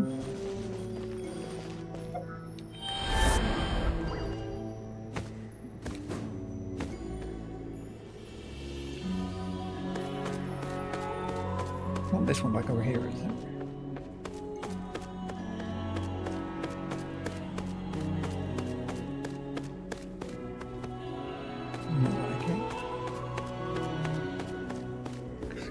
There, no, what am I doing today?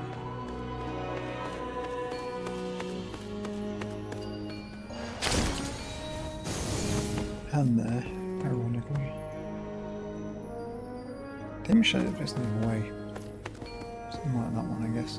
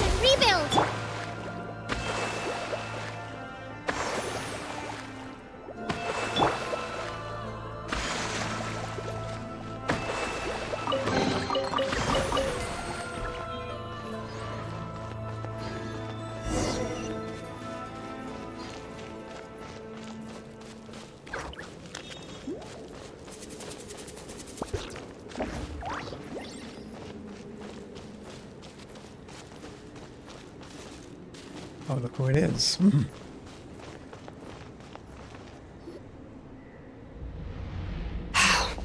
This must be it. There they are! Oh, the captain's here too. Perfect. Looks like they focused their defenses over there. Oh, they're here. Huh. I thought the Pyro Archon would choose a frontal assault. It doesn't matter. They're too late anyway. Stop! It's too late. We need to turn it off! It's still time. I won't let you do this!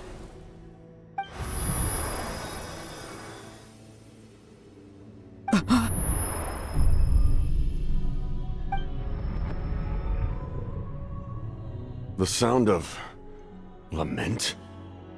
What was that sound? It was like a piercing cry! Now's our chance to turn off the device. So close. We need to approach from this from the side and lure the captain away. Auroran? How did he just... His movements have gotten a lot faster. Was Auroran always this good in battle?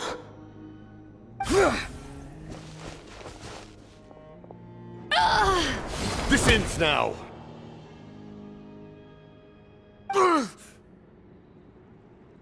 Huh? Something's wrong. The captain held Shilong. Why?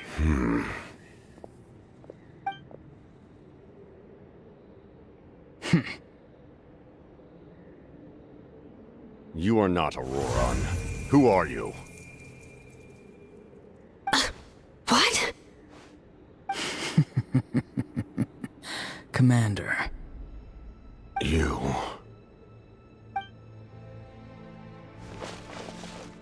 So, you still recognize me, Commander?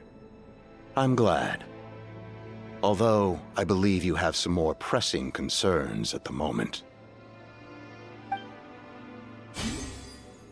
Ow. We did it! You see? You indulge your sense of honor for just a moment, and now you've lost your chance. Even now, you're still the same as ever. His voice is completely different. Is someone inhabiting Auroran's body? Stop worrying about other people's survival, about their losses and sacrifices. You just need to win. That must be why I've returned.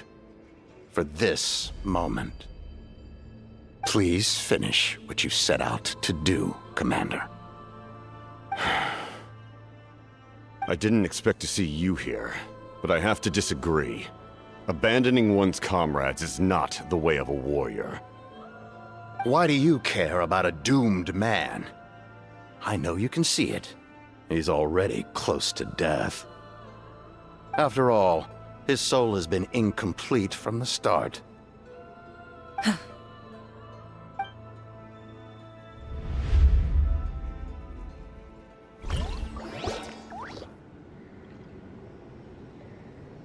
Oh, someone said I'm close to death. Is it because of that noise just now? The piercing cry came from underground when I activated the device. What's down there? Natlan's ley lines must be hiding some kind of secret.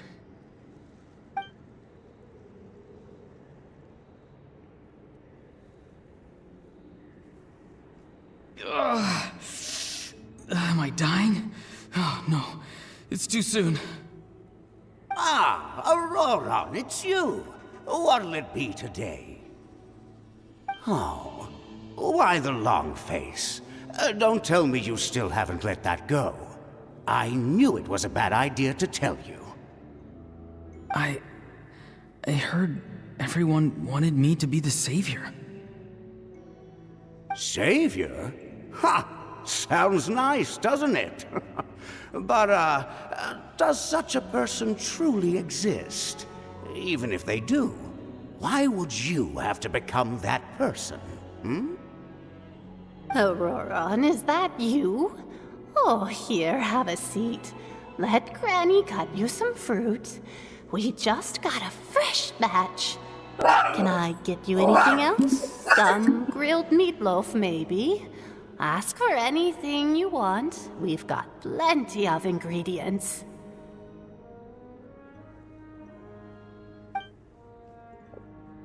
What about those spiced rub mushrooms you made me last time, Granny Kuimi? Ah, you liked those, did you? An outlander taught me that recipe, actually. A merchant, to be exact. Never thought about going into business yourself, my boy? You could travel all over.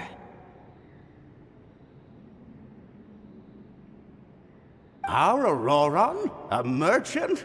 He's far too honest for that line of work. Well, at least an honest merchant like him wouldn't prey on old-timers like us.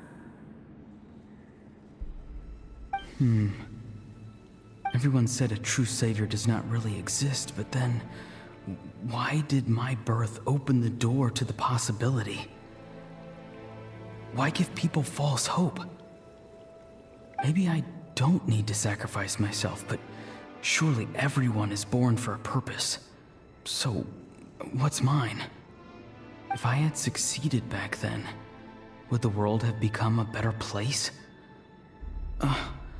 What's the meaning of my existence? Done spacing out, Auroron? Did you finish your homework? Yes, Granny, it's just... Will learning all this really make me as strong as you? Of course not. I'm a special case. Other shamans study their whole lives without reaching a fraction of my abilities. Because you're a genius, right? You could say that. Or maybe I've just been alive longer than the rest of them, and picked up a few tricks that they didn't want to touch. It's rude to bring up a woman's age. Never do that again, no matter the circumstances. I wasn't the one who brought it up. Anyway, class is canceled tomorrow. Go have fun. What about my homework then? Do what you want. What use is it being as strong as me anyway? You've seen how the tribe treats me. They're all afraid. I try to go about my business, and they practically tremble in fear. Not the most fun way to go about living one's life, I'd say. Take it from me. The happiest people are the ones who do their own thing. So do what you want, Auroron. No matter what anyone else has to say. Granny didn't say it outright, but I think she was trying to comfort me. Don't force yourself. Don't beat yourself up over the past. That's what she always says. But I never forced myself. I never even got the chance to try before it was all over. Hey, you zoning out over here again? There's such a thing as overwatering the radishes, you know. I was just looking at the aphids. Something interesting about them today? I noticed some on the ground. Maybe it got too cold yesterday and they couldn't handle it. Bummer. Guess that means less honey this year. Aoife, do you think being a vet is fun? Fun? I'm not sure about that. Do you think planting vegetables is fun? Fun enough, I guess. I don't have anything else to do. Exactly. Most people live like that. No special purpose or calling. That's just how the world works. Oh, jeez. That troublemaker's at it again. Auroron, my man, come inside and give me a hand, would you? Why should I? I thought being a vet was no fun. Well, I guess there is a fun part. Trying to outsmart these rascals. Come on, give me a hand. Maybe Aoife was just too nice to tell me the truth. That attempting something above your capabilities will kill you. My soul is unstable. I only survived because I had people to help keep me in one piece. part of me has always been missing. That's why the other spirits said I was close to death, but... Why struggle? It's a miracle you were even born. Just close your eyes and wait for death. It was you, the thing that came out of nowhere. Thing? I'm a warrior, far stronger than a weakling like you. I'm not weak. There's just a limit to what I can do. And that's exactly why your fantasy is so ridiculous. You really think a useless thing like you can save the world? Useless? Savior? Ha! Sounds nice, doesn't it? But, does such a person truly exist? Even if they do, why would you have to become that person? Exactly. Most people live like that. No special purpose or calling. That's just how the world works. Take it from me. The happiest people are the ones who do their own thing. So do what you want, Auroron.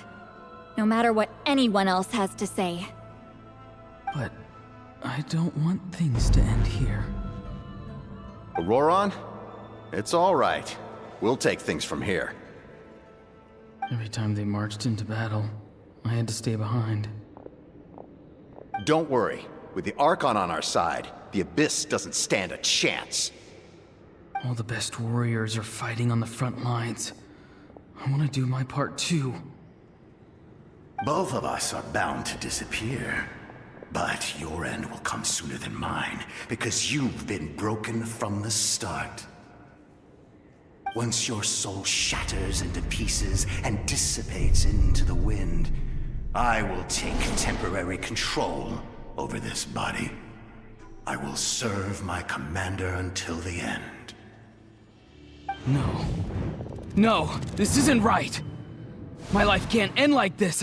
I still haven't done anything important with my life. My end will not come first, and I'm not giving up. I can't die here, no! I won't die here!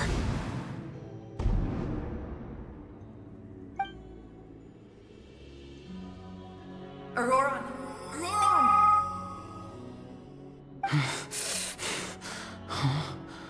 That voice. Control your mind. Feel the ground beneath your feet. This is not your end.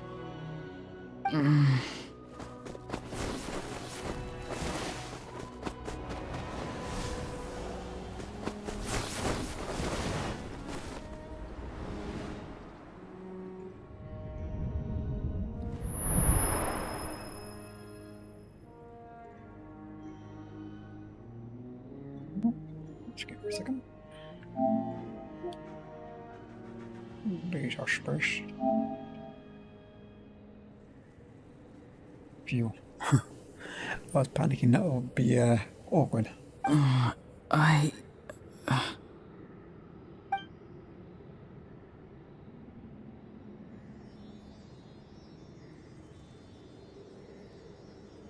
are open! He's alive!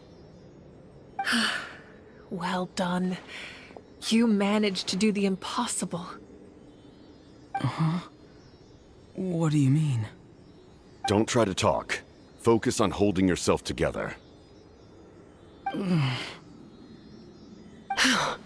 can't believe the captain did that. Maybe he thinks of Auroron as a comrade. He was helping to rein him in all this time. The only reason I had a chance to turn off the device. I'm fine now. Damage to the soul is a tricky thing. The pain almost consumed you for a moment, but you managed to hold on to yourself. That's no easy feat. The worst appears to be over. I'm sorry for causing so much trouble. We can talk about that later. Our plan. It failed, didn't it? I'm sorry. We were so close. You saved my life, and now The debt is repaid. Auroron, I never thought you actually wanted to sacrifice yourself in that ceremony. But you never gave up. Have you come to a conclusion on what it is that you truly want? I just want an answer. A reason why I exist and why everyone always did so much for me. No one is born a hero, and no one should be treated like one from birth. I had a chance to do something important back then, but I failed. All I want is to find some more ways to make up for that. The answer you seek now lies before you.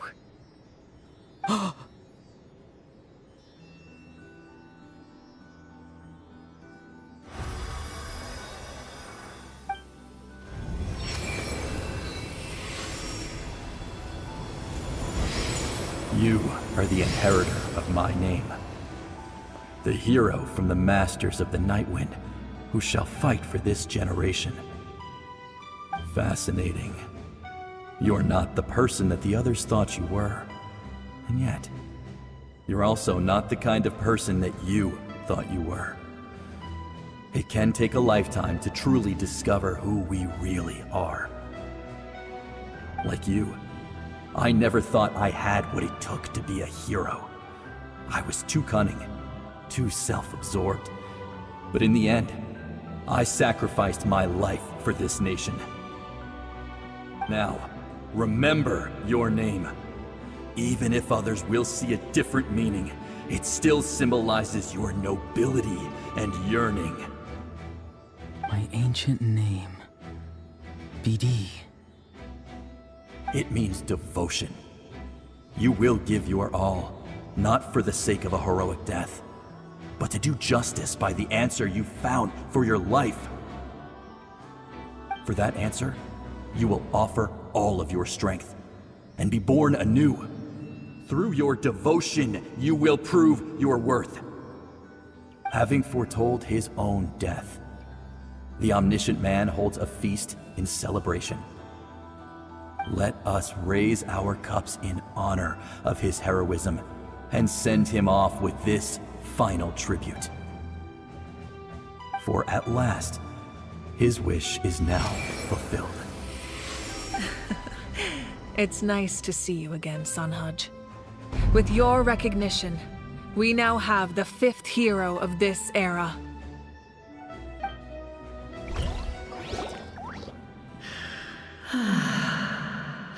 I am happy to see your plan advance one step further.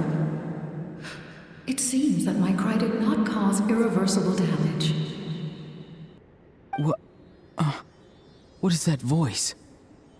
Just as I thought. The Lord of the Night has awakened.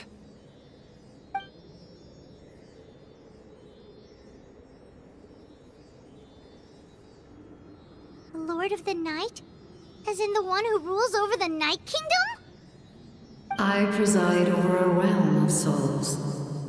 Due to my limited power, sleep is the only way I can extend my existence. When you activated the device, I awoke and could not hold back my cry. It is a sound that agitates souls. Most of you are unaffected because your souls are intact. But with a damaged soul, the effect on your friend was heightened, and his soul almost shattered as a result. And yet, his soul remains in one piece. He managed to overcome this obstacle through sheer strength of will. A truly impressive feat for a human. So, was that what caused all his strange behavior earlier? No. An additional soul was affected. It tried to take refuge in the missing part of your friend's soul, but was ultimately expelled.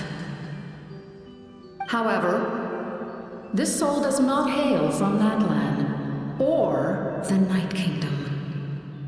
Its origins remain a mystery to me. Activating the source mechanism was supposed to reconstruct the ley lines. Why did it awaken you instead? Because I was the one who originally constructed Natlan's ley lines, otherwise known as the Night Kingdom. The ancient battle between the Descender and the dragons destroyed the corner of the world, allowing the Abyss to invade.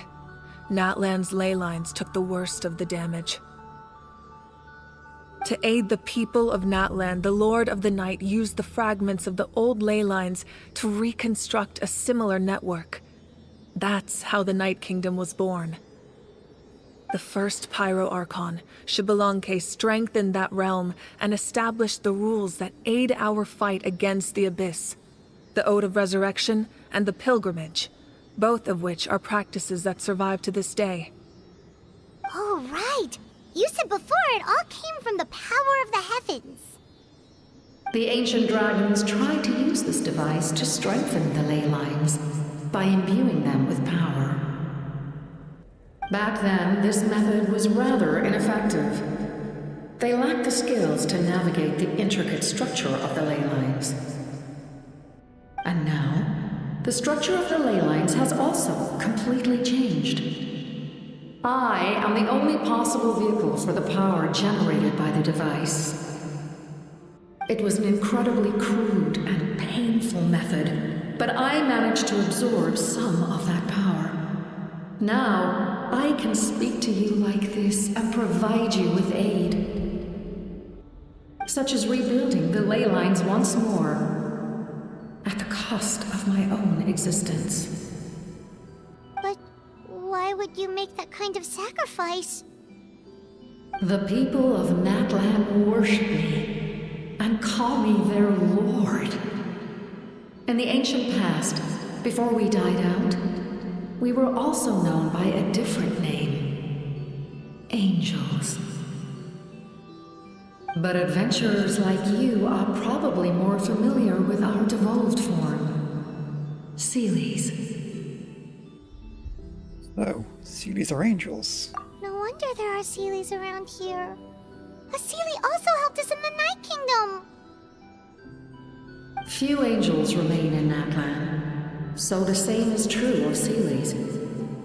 Everyone rallied around me and offered their power to humanity to reconstruct the ley lines. Now, I have witnessed your determined pursuit for survival, and I have become your faith. I am very pleased. Moika, inheritor of Xbalanque's will, and leader of Natlan. Despite all the obstacles and misunderstandings, I have awoken, and the efforts of this harbinger and the young hero have imbued me with power. Say the word, and I will once again work to fulfill my mandate, just as I did thousands of years ago. You need only nod your head. For the sake of your people and your nation, for the sake of overcoming the invasion from the Abyss, give me your orders. I will not. After reconstructing new ley lines, you will cease to exist. The rules of Natlan are founded in the Night Kingdom. If you disappear, so do they. Not to mention, all the memories and legends recorded within the old ley lines will disappear along with you. The people of Natlan will face memory loss, mental disorders, and cognitive issues. Just like the consequences of using the Gnosis, that is a price I refuse to accept. Humanity's survival is worth any price. Once the Abyss runs rampant, all that remains will be a land of corpses and ruin. And when the new ley lines are invaded again by the Abyss? What then? How are future generations supposed to survive? A land without the Lord of the Night, without the protection of the rules, is doomed from the start. You presume too much. If you cannot ensure survival in the present, you have no right to think about the future. What will it take for you to realize that? How many hundreds or thousands will have to die? The situation hasn't gotten that dire yet, has it? Why are you so pessimistic about the situation? Why? Because I am a survivor of Conria. I've witnessed the devastation and terror of the Abyss with my own eyes. Conria? That's right. My family, my comrades, my homeland, were all lost to the Abyss. It is an unforgettable pain. One that no amount of time could ever dull. Not even 500 years. You've experienced something similar, Mawika. You should know exactly what I mean. You're right. The pain, the regret, the catastrophe. They all haunt my dreams to this day. If I could go back, I would reject all false hope. I would do whatever it took to ensure their survival. You have that chance before you now. Why do you refuse to take it? Because we don't have the right to make that decision. We love this world because it contains everything we hold dear. Everything that has happened here has moved us, shaped us, and turned us into who we are today. Giving up our memories and history would mean rewriting everything. The people of this world would then become fundamentally different beings, their physical bodies the only connection to their former selves. Even so, given enough time, a new civilization would inevitably flourish. If you believe in humanity, you should trust in their ability to create a new future. Or, history could repeat itself. The Abyss could invade once more, and it would all be for nothing.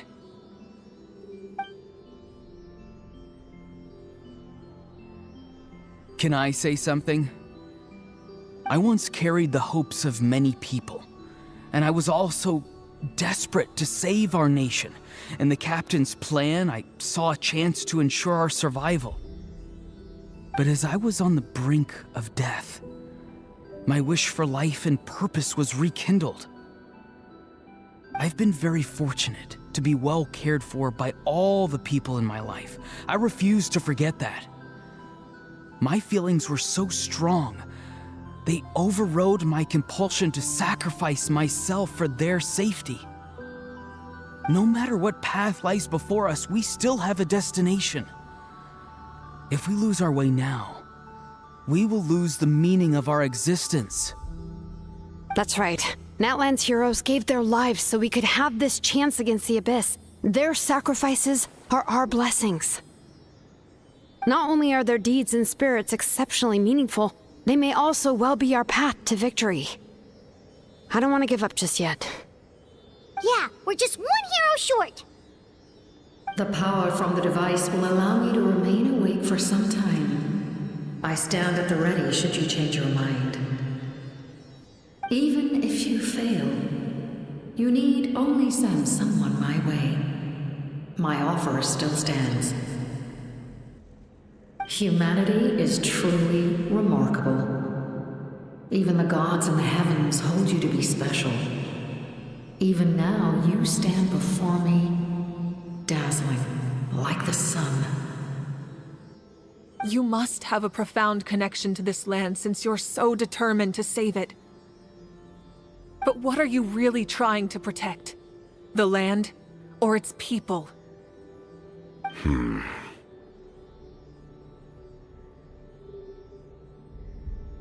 Pretty sure he wants to hear what you have to say, Traveler. Let's open. What about you? Fine. I suppose we can wait. Now that Auroron has inherited the memories of his forebearer, there's only one hero left. Your plan does have the potential to generate the best outcome. In the meantime, you shall have the aid of all the Fatui under my command. Thank you. Having such a powerful harbinger on my side is a big advantage. I know we may never completely see eye to eye on what it means to protect life, but for now, I'm willing to fight by your side.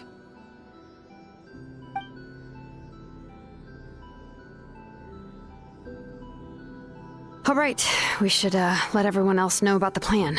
They're probably still at each other's throats outside. Good idea. We need to explain the situation. I have a few more questions for the Lord Knight.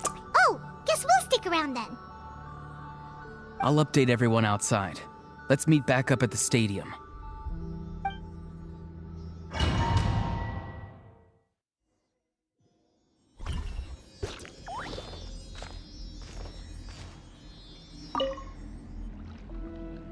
You come to me with many questions, and you should be rewarded for your bravery. Ask, and you shall have the knowledge you seek. They do not like being mentioned by name by any living being, be it an ordinary human or one of the seven. They prefer to remain in the shadows as shades. The one you wish to know about? I call her the Ruler of Death. She helped Natlan establish the rules. It was also under her guidance that I created the Night Kingdom. It was an expression of love, as well as an act of reparation. She was seen as having significantly overstepped her authorities as a shade, which quite displeased the almighty heavenly principles. She succumbed to self-pity as a result, and no longer cared if others discussed her identity. Even so, her existence remains unknown to all but a select few. Self-pity? Please don't tell anyone I used that word.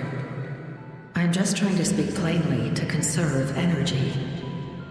You come to me with many questions, and you should be rewarded for your bravery. Ask, and you shall have the knowledge you seek. Loom of Fate. I'm not familiar with that concept. The device is capable of weaving and creating ley lines, you say? Even I cannot create something from nothing.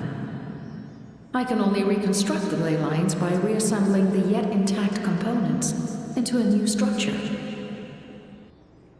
If that power were available to the people of Natlan, they might have a new option against the Abyss. You come to me with many questions, and you should be rewarded for your bravery. Ask, and you shall have the knowledge you seek. About elemental energy and the Abyss. Phlogiston is Teyvat's primordial form of energy. The heavenly principles used phlogiston as a basis for the creation of elemental energy, to develop a power to better counter the Abyss. Have you heard of the concepts of the light realm and the human realm? That explanation might take too long. Light refracts into 7 different colors, which we collectively refer to as a rainbow. Elemental energy is a similar concept. It's essentially the modern counterpart of phlogiston. You come to me with many questions, and you should be rewarded for your bravery. Ask, and you shall have the knowledge you seek. About my ancient name. Ah, yes, yes. The artisan from the Children of Echoes has yet to mention the matter to me. Probably because the young girl from the Masters of the Night Wind is absent. No matter. I'll reach out in a dream and tell them what needs to be done. Young girl? What? Did I say something wrong? You come to me with many questions, and you should be rewarded for your bravery. Ask, and you shall have the knowledge you seek. I have no more questions.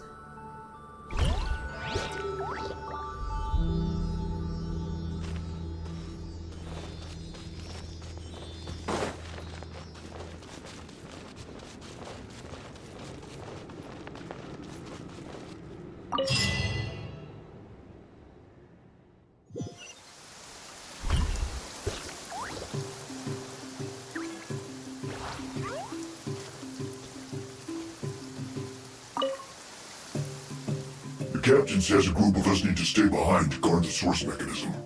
It's extremely important. We'll stay here. Of course, you're free to come and go as you please. It's not. The captain says a group of us need to stay behind to guard the source mechanism. It's extremely important. We'll stay here. Okay, that's what he said. Of course, you're free to come and go as you please.